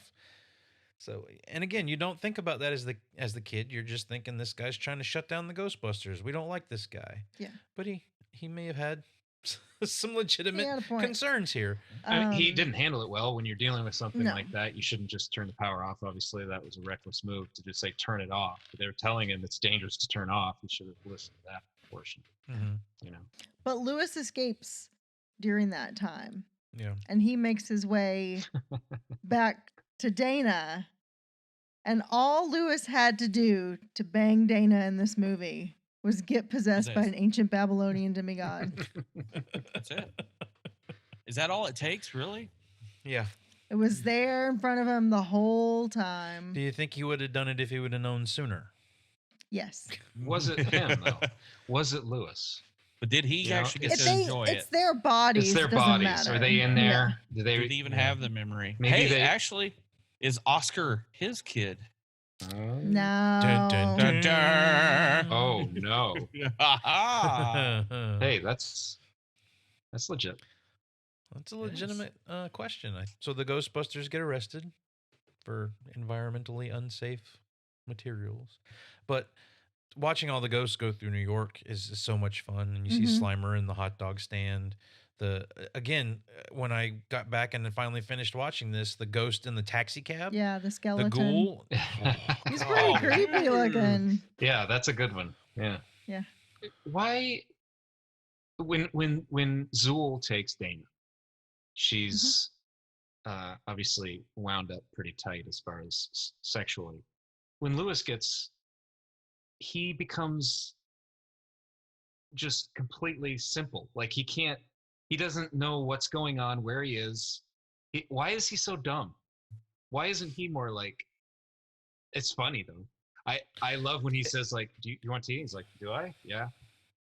You know, like Yeah. I love that stuff. Yes, like, have some. That's my favorite. Yes, have some. Yeah. Yes, have some. That's what it is. All that stuff's hilarious, and I guess it's just done for laughs. But not the greatest plan by Gozer here. You know what I mean? You bring up a good point. I mean, it could be kind of a play on their personalities, and like they are the simplest form of their personalities, and Dana might not be showing it, but she may be sexually repressed. She's living on her own. She might have the hots for Venkman. Lewis is just a moron. And and Lewis is just a simple guy. I mean, maybe again, there's something you don't think about when you're a kid. You just take it for what it is. But yeah, I mean that's a good point. And we get another diehard cast member. Yeah, I was gonna bring this up too. Get the cop, Al, Reginald VelJohnson. Yeah, amazing. Yeah, You have to smile when he comes on screen because he's great, and he's only in it for a split second. Yeah, for real, a second. I love the dialogue they have with each other in jail too. They just keep working on the problem. They're not sitting and sulking. They're just and all the guys around them are curious about what's going on there. Yeah. And Winston's trying to get out of jail. He's like, man, I just started working with these guys. I'm not part of this, dude. I just want to go home to my wife and kids or whatever. I'm not into this. I'm going to church on Sunday. I don't need to be part of this. But to listen to them go back and forth in the jail about it and watch the guys around them kind of like, man, what are these guys talking about? But I love when they get done explaining it and Venkman's response. So be good. For goodness sake. Somebody's coming. It's like they couldn't use the name. So it's just, but again, perfect comedic timing in this. But like we were talking earlier about how much science that Venkman knows compared to Ray and Egon, and he's talking about, hey, act like I don't know anything about metallurgy or anything because you're like, well, do you know any of this? Because Egon and Dan Aykroyd's character Ray, they know, but it's just like he doesn't have a clue. And the one thing, all right, and they mentioned never studied. Yeah. You never studied. But that's another part where you see Ray about to lose it. Like he is smiling, like he is about to just laugh. Yeah. Like he's holding it all for everything. But the one part in that, and they've mentioned it other times in the movie, is the Tobin Spirit Guide. I mean, did you guys know that it's actually a real book? I figured it was. I figured they did talk about they reference a lot of real things. And I guess that comes from Aykroyd then. Yeah, it's more like I think the book was written like 1920 or something from somebody back in the 1800s, and it was published. I was like, wow, I never thought it was real. I mean, you talk about it when you're a kid, the Tobin Spirit, and then you realize, wait, that's a real book. Oh wow, yeah, they did do their homework. So they get called to the mayor's office. And I love when the music kicks in, the synth Oh, kicks in. yeah. It's like we're ready Yeah. for the final act of this film. Yep. You know, it's on. We're going to the mayor's office. Yep, and he's getting advised by the EPA, by the police chief, the fire chief, the Grand Cardinal or something. Yeah. Whoever's the head honcho of the Catholic Church in New York is there advising him. And he says they won't acknowledge anything. They won't. No comment. No comment. And then you get the famous Dickless line, because Dickless here decided to turn off our power grid. Is that Is true? that true? Yes, it's true. This man, This man has no dick. But then, I mean, you got Winston to thank for all of where we go from here. It's like, I have seen shit that would turn you white. Yep. I did not get that as a kid. I was just like, wait, he's already white. Yeah, I had no idea You didn't look what at the stuff like reference to that back was. then. Yeah, it's just No. Winston. He's cool. That's all that Yeah. matters. But really, what really gets him is the voters. Yep. Venkman. Oh, He's you see his saving eyes light up. millions Yeah. of registered voters. Yeah. But again, like, they're making it up as they go and talking their way out of this because, again, we've established that Peck had a right to be concerned because this is what happened when something bad happens. And he's dickless. And then they completely disregard him. I want him out of here for the bullshit that the Ghostbusters are giving him. Now, their only choice at this point is the Ghostbusters because they can handle it. But still, I mean, they throw Peck out like nothing, but he still has a legitimate, there are concerns here. He attacked Bankman, right? Yeah. So, like, I mean, he did assault someone. I love that when he leaves. I'm going to miss him. And that's what Bankman says. He says, if we're right, or if we're wrong, we go to jail. Yeah. But if we're right, Yep. we save millions of registered voters. Mm-hmm. And then the Ghostbusters are in action. But yeah, We and get then it another kicks in. amazing practical effect of the road caving when they. Am I skipping ahead? No, No, you're not. no. We're No, about there. yeah, well, they pull up on the scene, and I mean, they have a crowd. People are in love with these guys. They're going to save the day. A great now. New York. I And don't know Venkman's shot, loving but it. Yeah. Oh God, he's soaking it Oh, up, yeah, man. yeah, He's a game celebrity show now. hosting it. Yeah.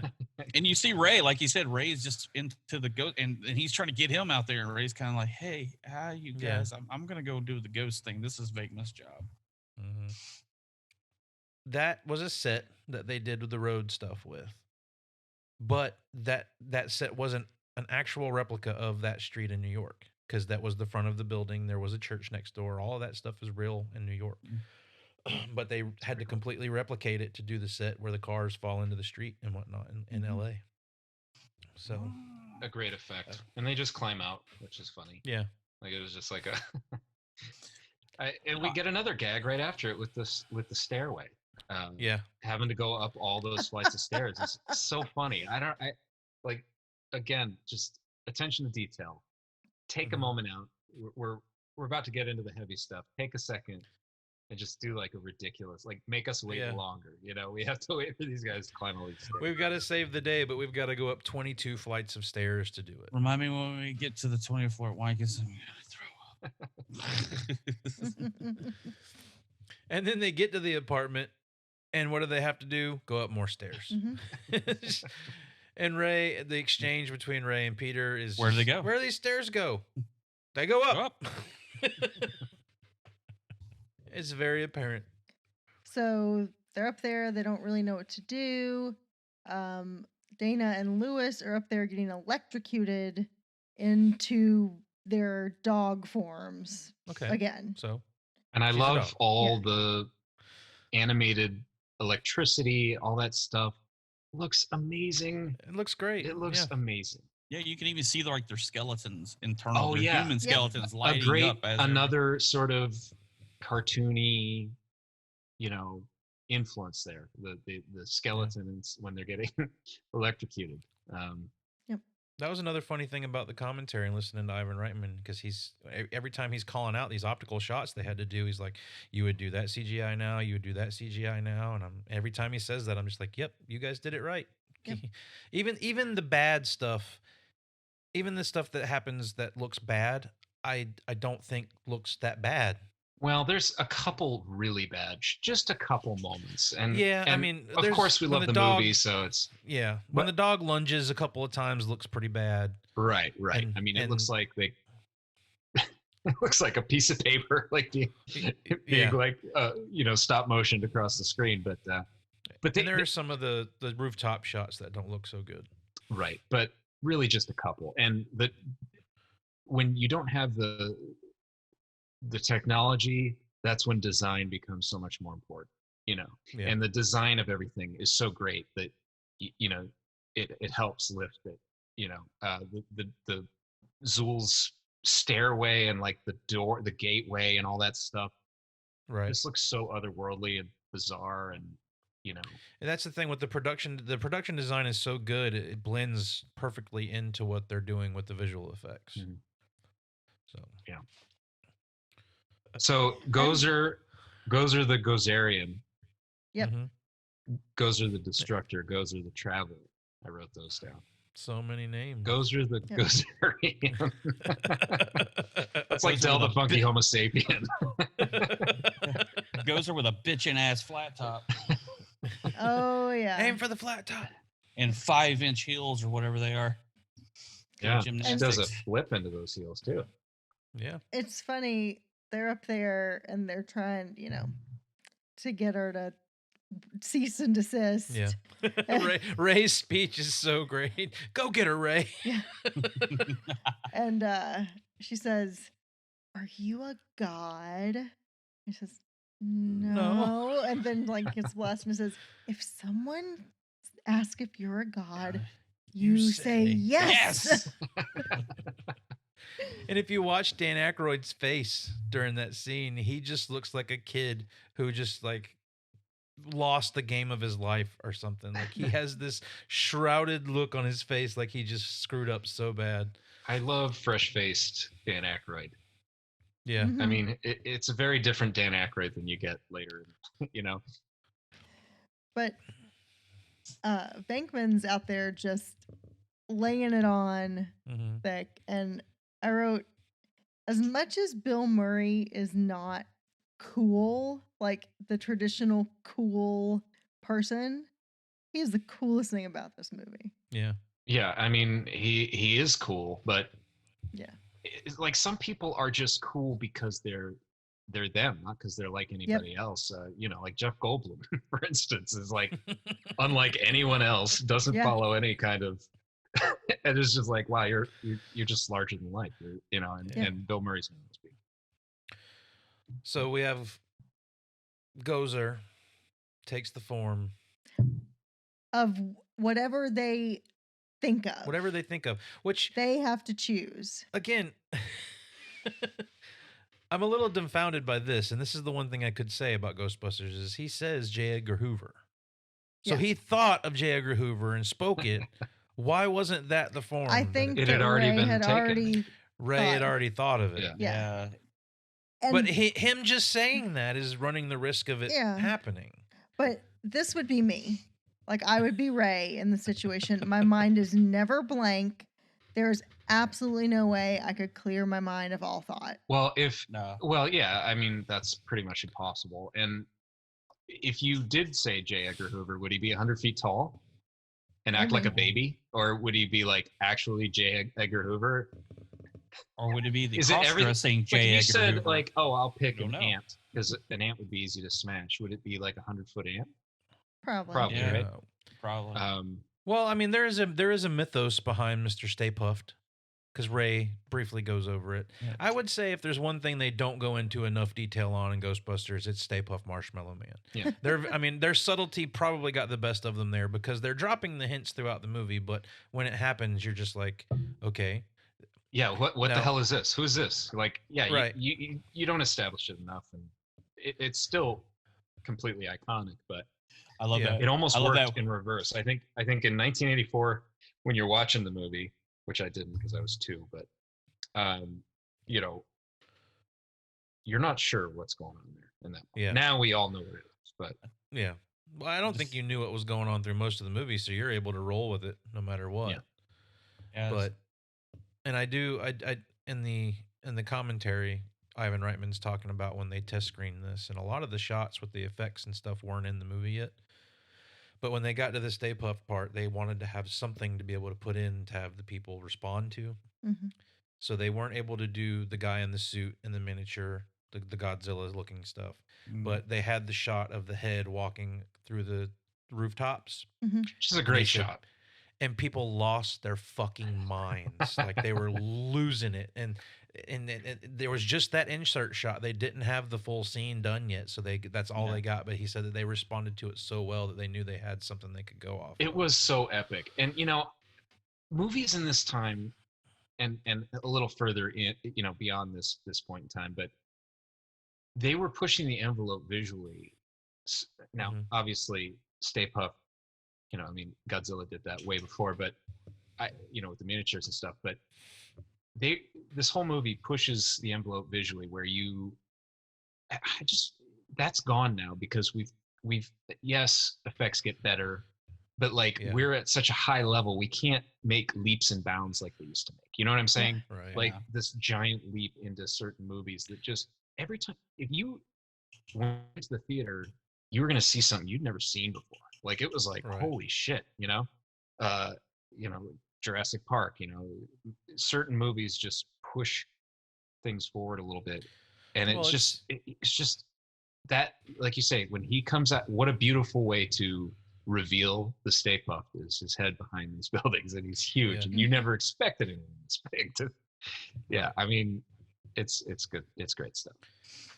Well, again, it comes back to that catching the proverbial lightning in a bottle, because you're coming at a time when all of these effects are fairly new. They're working with what they have.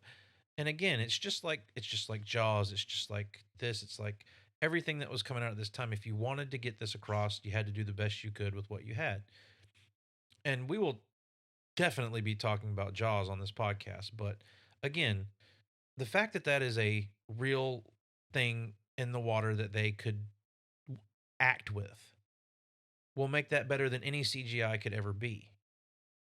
Because I don't care if you could put a guy in a green suit with a shark fin on his head and tell me it's a shark. It ain't gonna work. It's not gonna work. I mean, as bad as people want to complain about how bad some of this old CG or some of this old practical effects looks, it makes the movie that much better because it's something physical. It's something they were able to work with. Yeah. Right. Interact with. Yeah. CGI has basically become a very much a crutch nowadays. It's like, okay, we'll shoot all this. We'll get back to that. Well, later. it's cheaper, and It's so much cheaper. That's what drives everything, you know, most cases. But I also love, again, you know, talking about just the concepts and the designs of all these gadgets and whatnot. But the idea that he's made of marshmallow, and when you shoot him with these lasers, he melts and burns like a marshmallow does. Like it's such a cool, and it hurts, and then it's like charred and catching fire. It's such a cool visual, and it just feels like he's a real giant marshmallow man, you know. The giant chunks of marshmallow coming down, you know. But it's great too because of that being the big bad, quote unquote big bad, but it starts out as this innocent looking little thing. Well, innocent looking thing. He's smiling as he's walking. Yeah, he's smiling as he's walking down, and then you get to the point where they're shooting him with the proton packs, but you see his facial expressions change the closer he gets to the building, and he starts to get this big smirk on his face, and then they shoot him and he looks like he's hurting. Like just the facial expressions they do with Stay Puft is amazing. And they're kind of creepy. Like there's a creepiness, particularly when he's in pain and he's like grimacing. Like it looks kind of jacked up. Like, when he gets to the foot of the building and he looks up, there's that one shot of him looking angry. He's like just the facial expression he has there is so great. Yeah. And nobody steps on a church in my town. Thinking about this all wrong. He's a sailor. He's in town, taking in the sights. All we gotta do is sailor. get him laid. Hey. We got to get this guy laid. We'll be fine. Yeah, I had originally heard that, they were talking about Stay Puft coming out earlier in the movie, but they had really wanted him to come out next to the Statue of Liberty so you would have more of a size reference of how big he was coming out, but I guess they didn't get around to doing that. But I mean, shoot, he's walking down there in New York. The buildings are tall, but Yeah, you got to gotta put get him an somewhere idea. for size. New York City's the place to have him. I mean, shit. yeah, definitely. Right. So, but they saved the Statue of Liberty for part 2. We'll talk about that. Yeah. Yeah. They figure out what they've got to do. They cross the They got to streams. cross the streams. And I love that whole exchange comes back full circle. It's like, wait a minute, Egon. You said crossing the streams was bad. But Harold Ramis's retort to that is so great. There's definitely a slim chance we'll survive. Yep. But you can see the look on their faces when they're realizing they have to do this. They've all kind of accepted that we're probably going to die. Yeah. They were ready to go down for their city. Yeah, we're going to die for our. They are in city fact that we heroes. love. Yes. Yeah. They are heroes. And Venkman takes it. I love this plan. I'm excited to be a part of it. Let's do it. I think he's the first one to fire it up too. He's like, "Let's do it. I don't care. I'm done." Show this prehistoric bitch how we do things downtown. So they cross the streams and saves the day. And you get a great end of the movie end credits montage with everybody, which is just a great time. Yeah. I miss that. It's just fun. They're, you got the name credits popping up. Right. You got some great music. With the music over Yeah. it. Yep. And Well, I love when they take care of Stay Puft and the set, the Hollywood set's destroyed, and there's so much marshmallow. I love the marshmallow. I want marshmallow to dump on me. You want to be in the marshmallow? I want to be in the. Diabetes. I want to be in the marshmallow dump. That sounds bad. But the thing is, Wrong kind of movies we're talking about here, Eric. Wrong podcast. Sorry. When Peck gets every word I'm saying sounds dirty now, so let's just move on. When Peck gets blasted.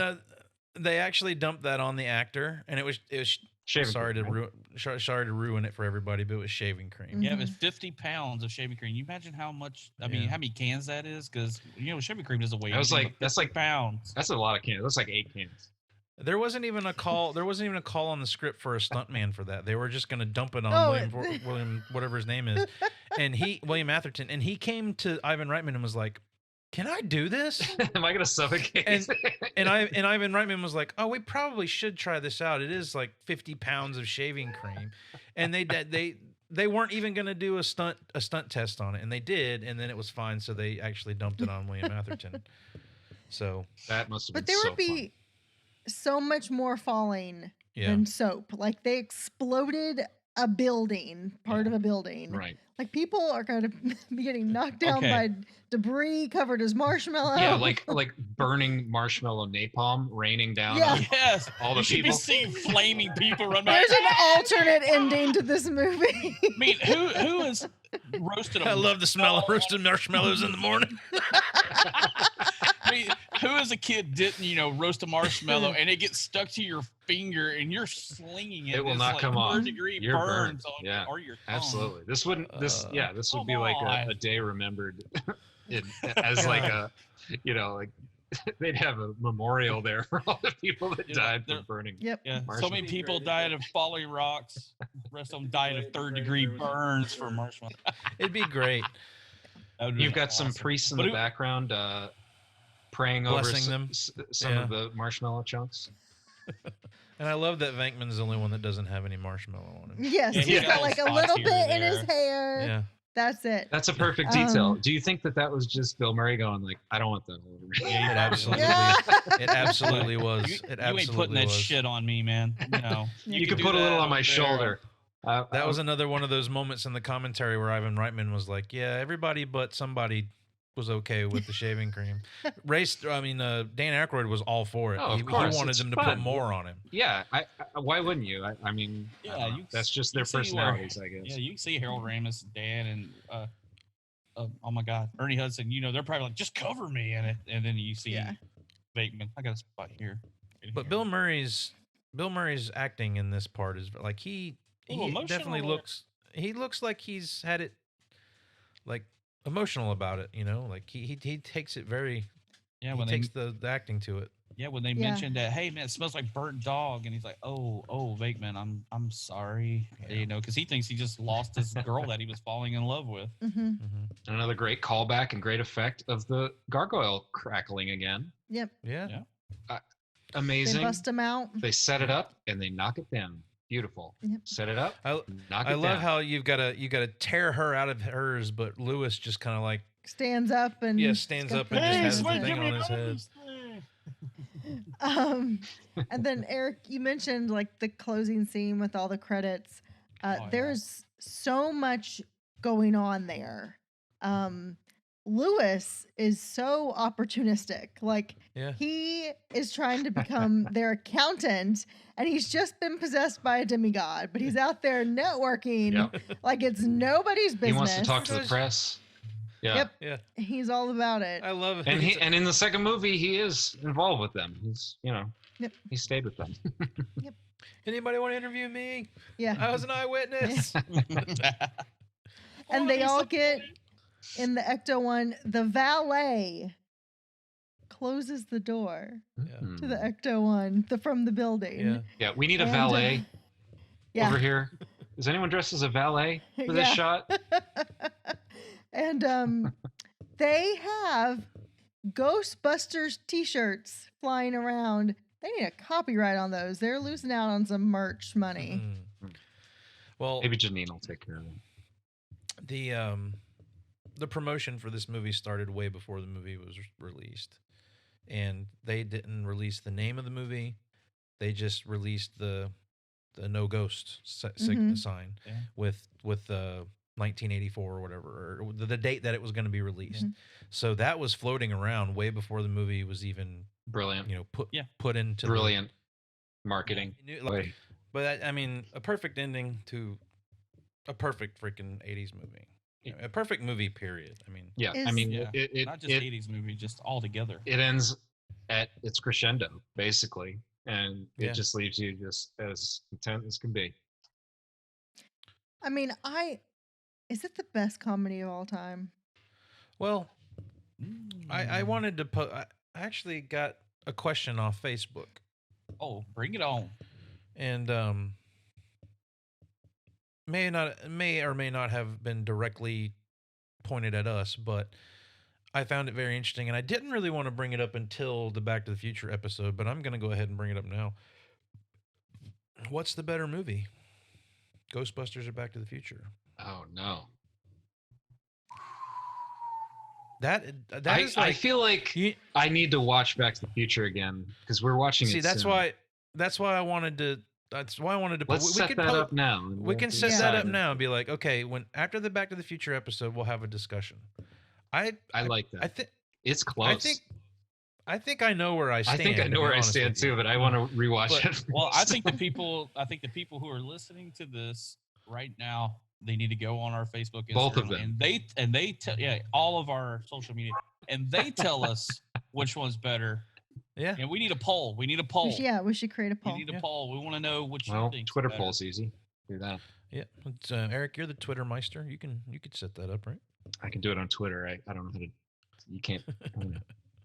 Can't, never could, man. You can do only it. get Eric on Twitter, and that's all. Well, He does not do any other social. I'm just saying it has a thing on the post for. That's true. So That's a good I think- question, Josh. That's a good question. Yeah, And it's like picking between your children. I don't know how to make a call like that. I'll do it, but it's not going to be easy. Well, we'll go ahead and set that up now. We'll pose that question: Ghostbusters or Back to the Future? Where do you stand? And we'll discuss our opinions after we do our Back to the Future rewind. So Sounds good. I think that will cause some good conversation, maybe some good arguments. Who knows? Maybe some hard feelings. I mean, I know the answer to this question. Is this movie worth a rental? Yes. Oh my God. Yes, absolutely. Of course. Is it even a question? I mean, Yeah. yeah. Shouldn't be a and I mean, question. one of the greatest. This is one of movie- those that there is no question whatsoever. I mean, you could show this movie to a kid now, and I think, again, not really a movie for kids, but this is one of the. I mean, if you're, I think this is another movie that attributes to my love for horror as well because of being so scared of the visuals in it as a kid and being the fact that it affected me that way and like changed my emotion about something is probably what led me to watching Nightmare on Elm Street under the covers of my bed and It is where I it's a great introduction to horror Yeah. for like a younger person or somebody who hasn't really watched horror because it's like a stepping stone from comedy, adventure, action Yeah. into into horror.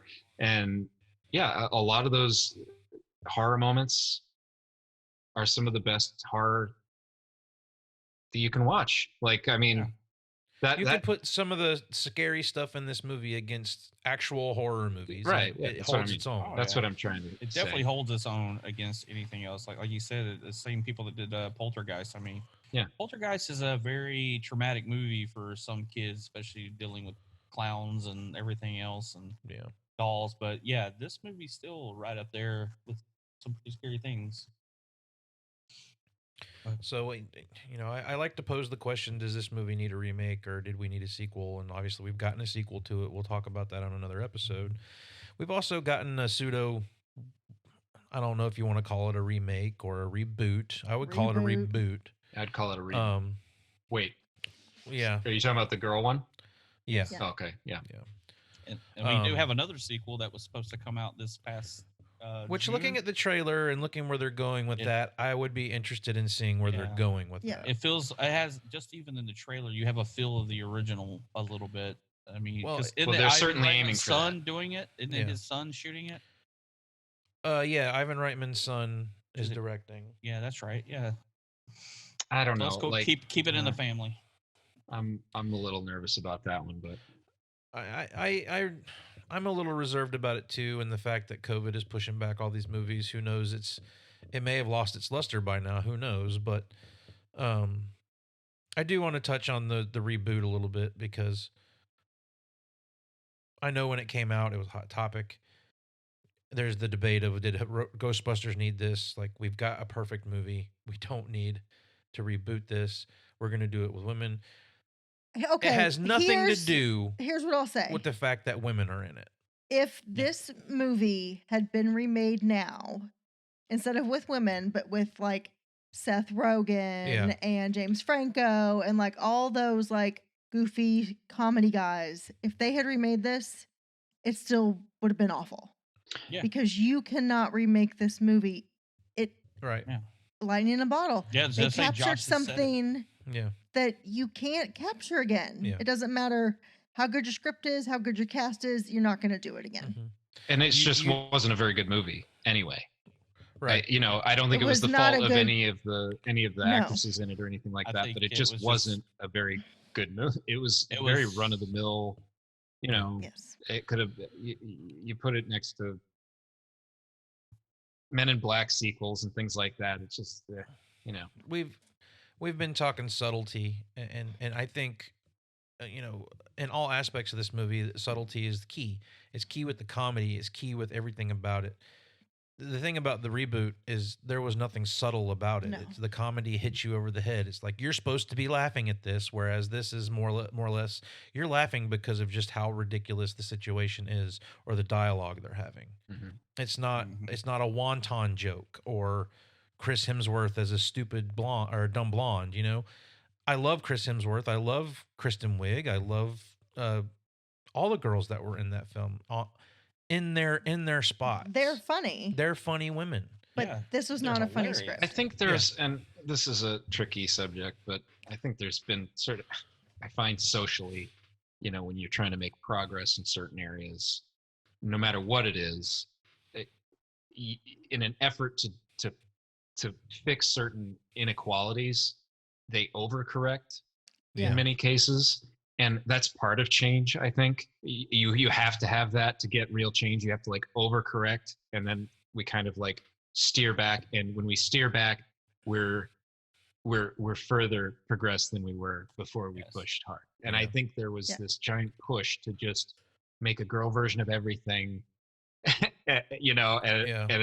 or push female leads and push female, and they made a lot of great films out of it, but they also just made a ton of movies that Didn't necessarily need to forgettable. be they're not good. all going to be subpar. great films, but you Yeah. just got this giant push of let's make a girl version of everything, and that's great. I'm all for some of my favorite, Aliens, probably my favorite movie, like Sigourney Weaver again, call out. Yeah. But sometimes it works, sometimes it doesn't. But I mean, you look at something like Bridesmaids. It's The hilarious. thing I is, mean, Well, if it's they were most of that same trying cast in that to movie. ride the Watch that coattails movie. of Bridesmaids. That's their movie that they made. yeah, there you go. And yeah, it's amazing. And exactly yeah. like that Yep. was their thing. they're that not was trying their to make wheelhouse. somebody else's movie. They're Nope. just made their own thing that they're good at. I mean, obviously, Hollywood's going to do whatever they need to do to make money, and if they think they've got a something that's going to line their pockets, they're going to make it. Sure. And they're going to do that with Ghostbusters or Jaws or Back to the Future whenever they get to the point where they feel like Whatever they need to want do it. Yeah. It doesn't mean I'm going to be happy about it. Yeah, like So- Halloween. Well, we'll talk about that soon. Michael J. Fox could play Doc in the new Back to the Future. There you go. Just switch roles. Now, see, something like that, I could almost get on board and be like, okay, you're giving Well, me not a a remake. callback. Not a remake of Right. it. New character. Yeah. But yeah. Yeah. But I mean, they tried to do that with this Ghostbuster, the female Ghostbusters, with throwing the original cast back in there. But Hmm. you could tell they didn't have their Well, those hearts are in like it. throwaway scenes too. They're not really Yeah. part of it. Yeah. But besides that one, I mean, who all watched the real Ghostbusters every Saturday morning? Oh, yeah. I Absolutely. loved that cartoon, man. So good. Man, I threw that post up the other day, and it seemed to hit a lot of people because I was like, I don't know, I think a lot of people really love this cartoon. I mean, like you said, my favorite episode, still back to this day, a buddy of ours, Roman, he went into detail of it, which ones I was talking about. The Sam Hain Halloween episode and the Boogeyman episodes with Egon being tormented by the Boogeyman when he was a child and stuff. Love those old cartoons like that. And even talking about the action figures, the real Ghostbuster stuff, like they made an action figure of the Boogeyman Mhm. and all that. And that's all stuff I had as a kid. Like that show. It's funny. This movie became so engulfed in my childhood of the real Ghostbusters. And then when the sequel came out, we'll get into that whenever we talk about the sequel. But it was, I lived for Ghostbusters when I was 5 and Oh, 6 years yes. old. For It was years. what I was. Mhm. And it didn't So- fade. It lasted for years of your childhood. It wasn't like a year or two, because you know how children are. We forget and move on to the next best thing. Ghostbusters stuck with you.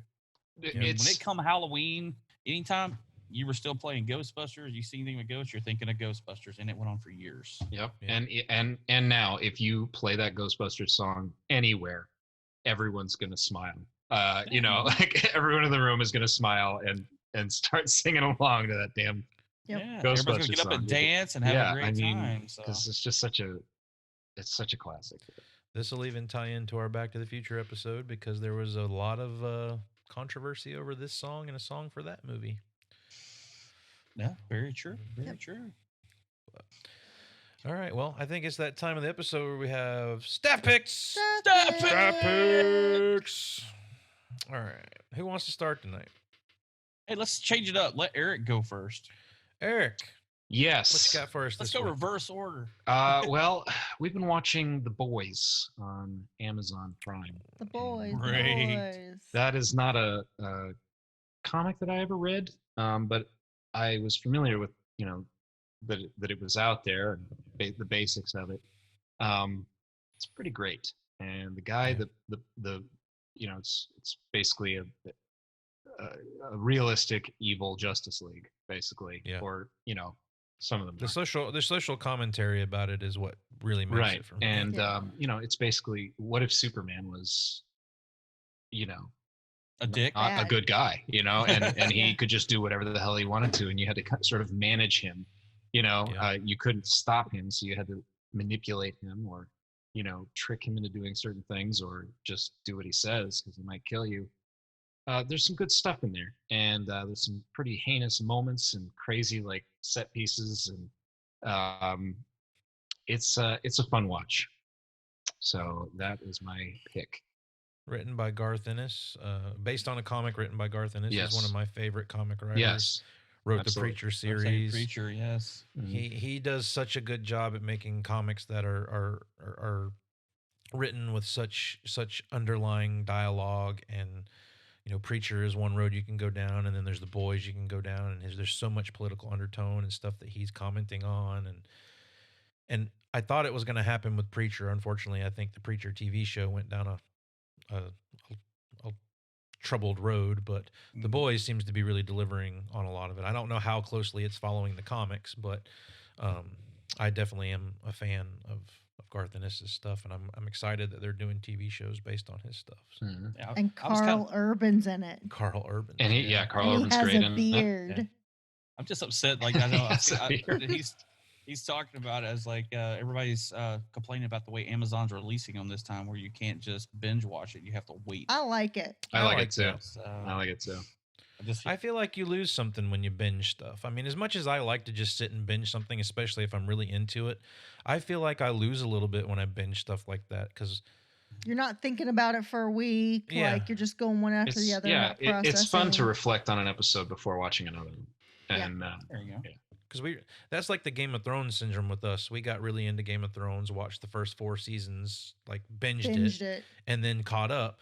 And then by the time we caught up and we were going into the theories about what was going to happen and everything, we were just like, have we even been watching this show? Yeah, Because like, we did we not didn't know what know anybody what's was going talking on. about because we went through it so fast. Yeah. But Jason, what's your pick? Oh, I'm on a little lighter mood this week. I do a lot of YouTube because, like I said, live out here and got nothing to do. Found this cool little YouTube station I've posted on Facebook a few times from this little group called the Merkins. It's Merkins. These guys do parody videos and songs dressed as your favorite horror icons. And it is so great. Like there's one with it's George Michael Myers doing Careless Sister. And then they got the newest one that I saw is Pinhead doing Man in the Box by Alice in Chains. Oh my Very gosh. nice. And it kind of fits. And then I saw you posted that. yeah, the KWA one is it's the knockoff of NWA, but it's called Killers with Attitudes. And I mean, it's a guy dressed as Freddy, Michael, Jason, Chucky, everybody, and it's just fun to watch. It's because they're your great songs that we all grew up listening to, and the parody versions are so great because they go right along with the character themselves. Of course, Leatherface is going to write something about cutting somebody up with a chainsaw, or Michael's, waiting outside your window, Lori, I'm going to kill you. But it's just a little lighter thing. And then they usually release a video every couple weeks or something, it seems. But great guys. I mean, I haven't dug deep into everything that they do, but just their little YouTube channel with these great parody videos is hilarious, especially since it's all horror icons. So it's pretty fun. Jenny, what's your pick of the week? So mine's also music related, and you haters are gonna have to go on and hate because I'm recommending Taylor Swift's new album Folklore. It is fantastic. My daughter loves it. Yep. I think it might be her best album. I have been waiting for Taylor Swift to do an acoustic album probably since Fearless, which is her second album. And because I'm going to go on a stand here. The girl is talented. She's got talented. talent. She does have talent. She's an amazing lyricist. Yeah, she's arguably the biggest artist in the world, right? Yeah. And people don't give her enough credit because as of late, the past few albums, she's been lots of pop and flash and controversy. Mhm. But this is stripped down. It is as close as I think we're going to get to an acoustic album from Taylor Swift. And she has completely rebranded herself. And I feel like what she's done is telling everybody she's stripping away everything that you think about her, everything that she's presented to you throughout her career. Back to songwriting. Back to songwriting, back to music. folkier kind of stuff. Yeah, From what I've like- heard from, Yeah. Yeah. Like, this is what it is at its core. And she performed on the Academy of Country Music Awards last night. Something that she has probably not done in several years, having gone the more pop track. But her performance last night, she is sitting on a stool with an acoustic guitar. She's wearing pants. She has a very demure makeup and hair, and she's doing an acoustic version of her new song, Betty. And I feel like this is a huge statement for her saying, I'm back to what I do best. Yeah. You don't need all this flash. This is what it's about. Yeah, back to And- basics. Yeah.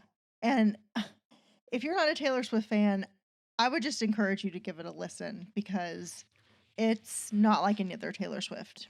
I can attest. I mean, I've really grown to appreciate Taylor Swift over the past few years, and a lot of that comes from just you listening to it a lot. But as a musician, On repeat.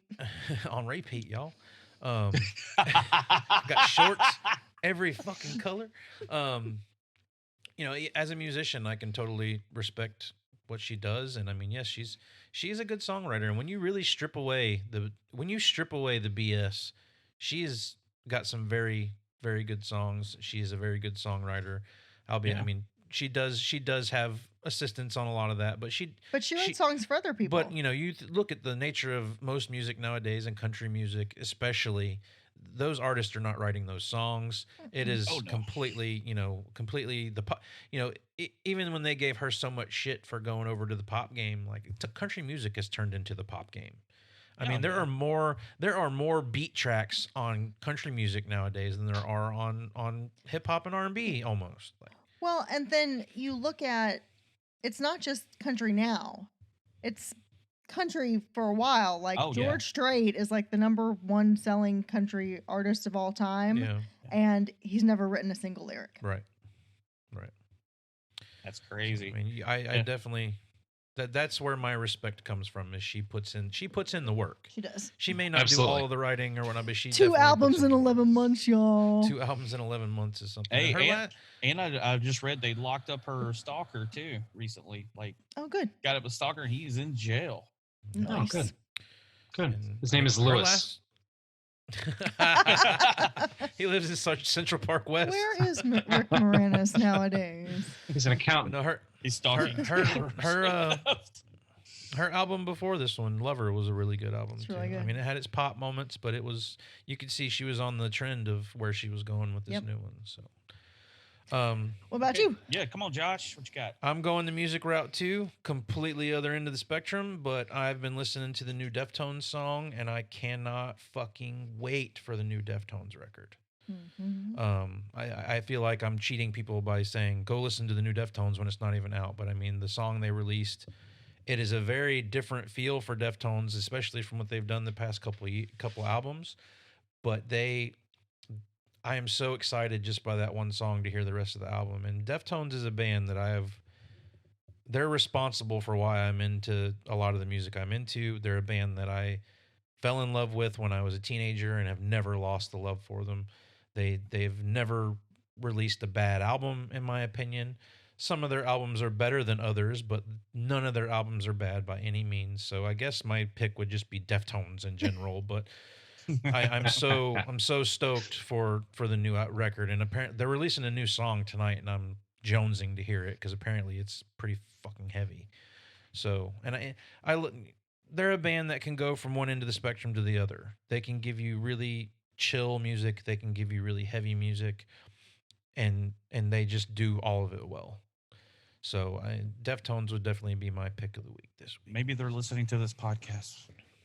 I can only hope.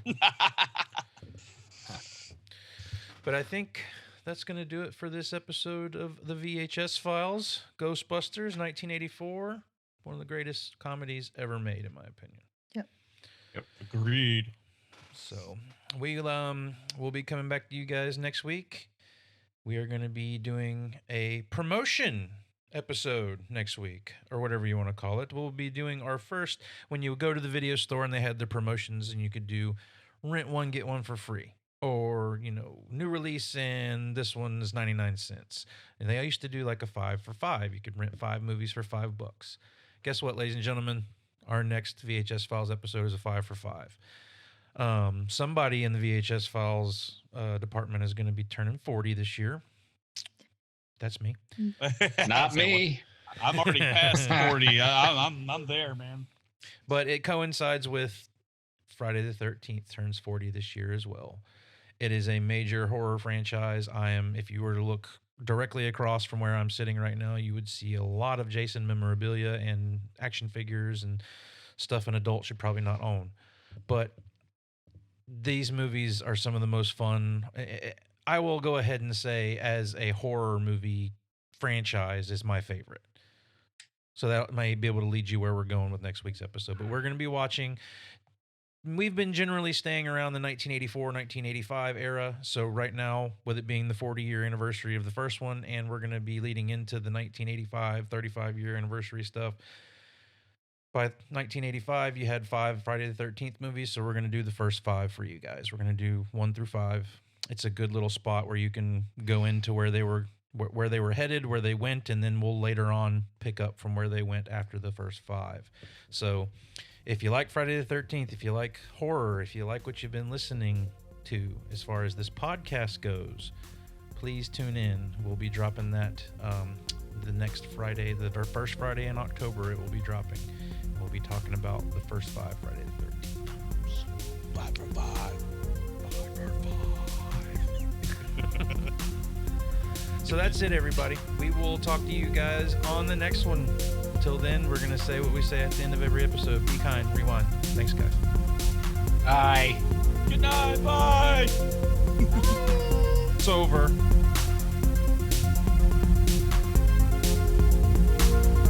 You've been listening to the VHS Files podcast. If you like what you heard, please subscribe and drop us a rating and a review wherever you get your podcast.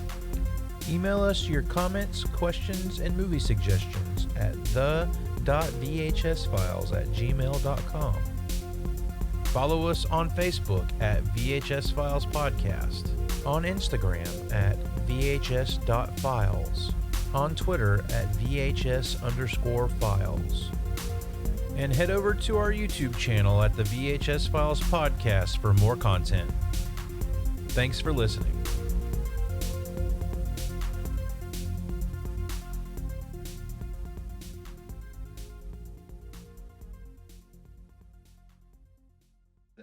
Yeah, we gotta cut back on that shit, y'all. I gotta go to sleep. And I peed forever too. Put your lips up on it. It wasn't just like, oh, I'll go pee real quick. It's like, I'm like an old-timey telephone operator, but I can't hold this on my head any longer. gotta pee, and you're in a hurry, and you're just like, oh, time for an 8-minute pee, Hulk Hogan first wins the cut, but when what's his name? I'm quitting the podcast.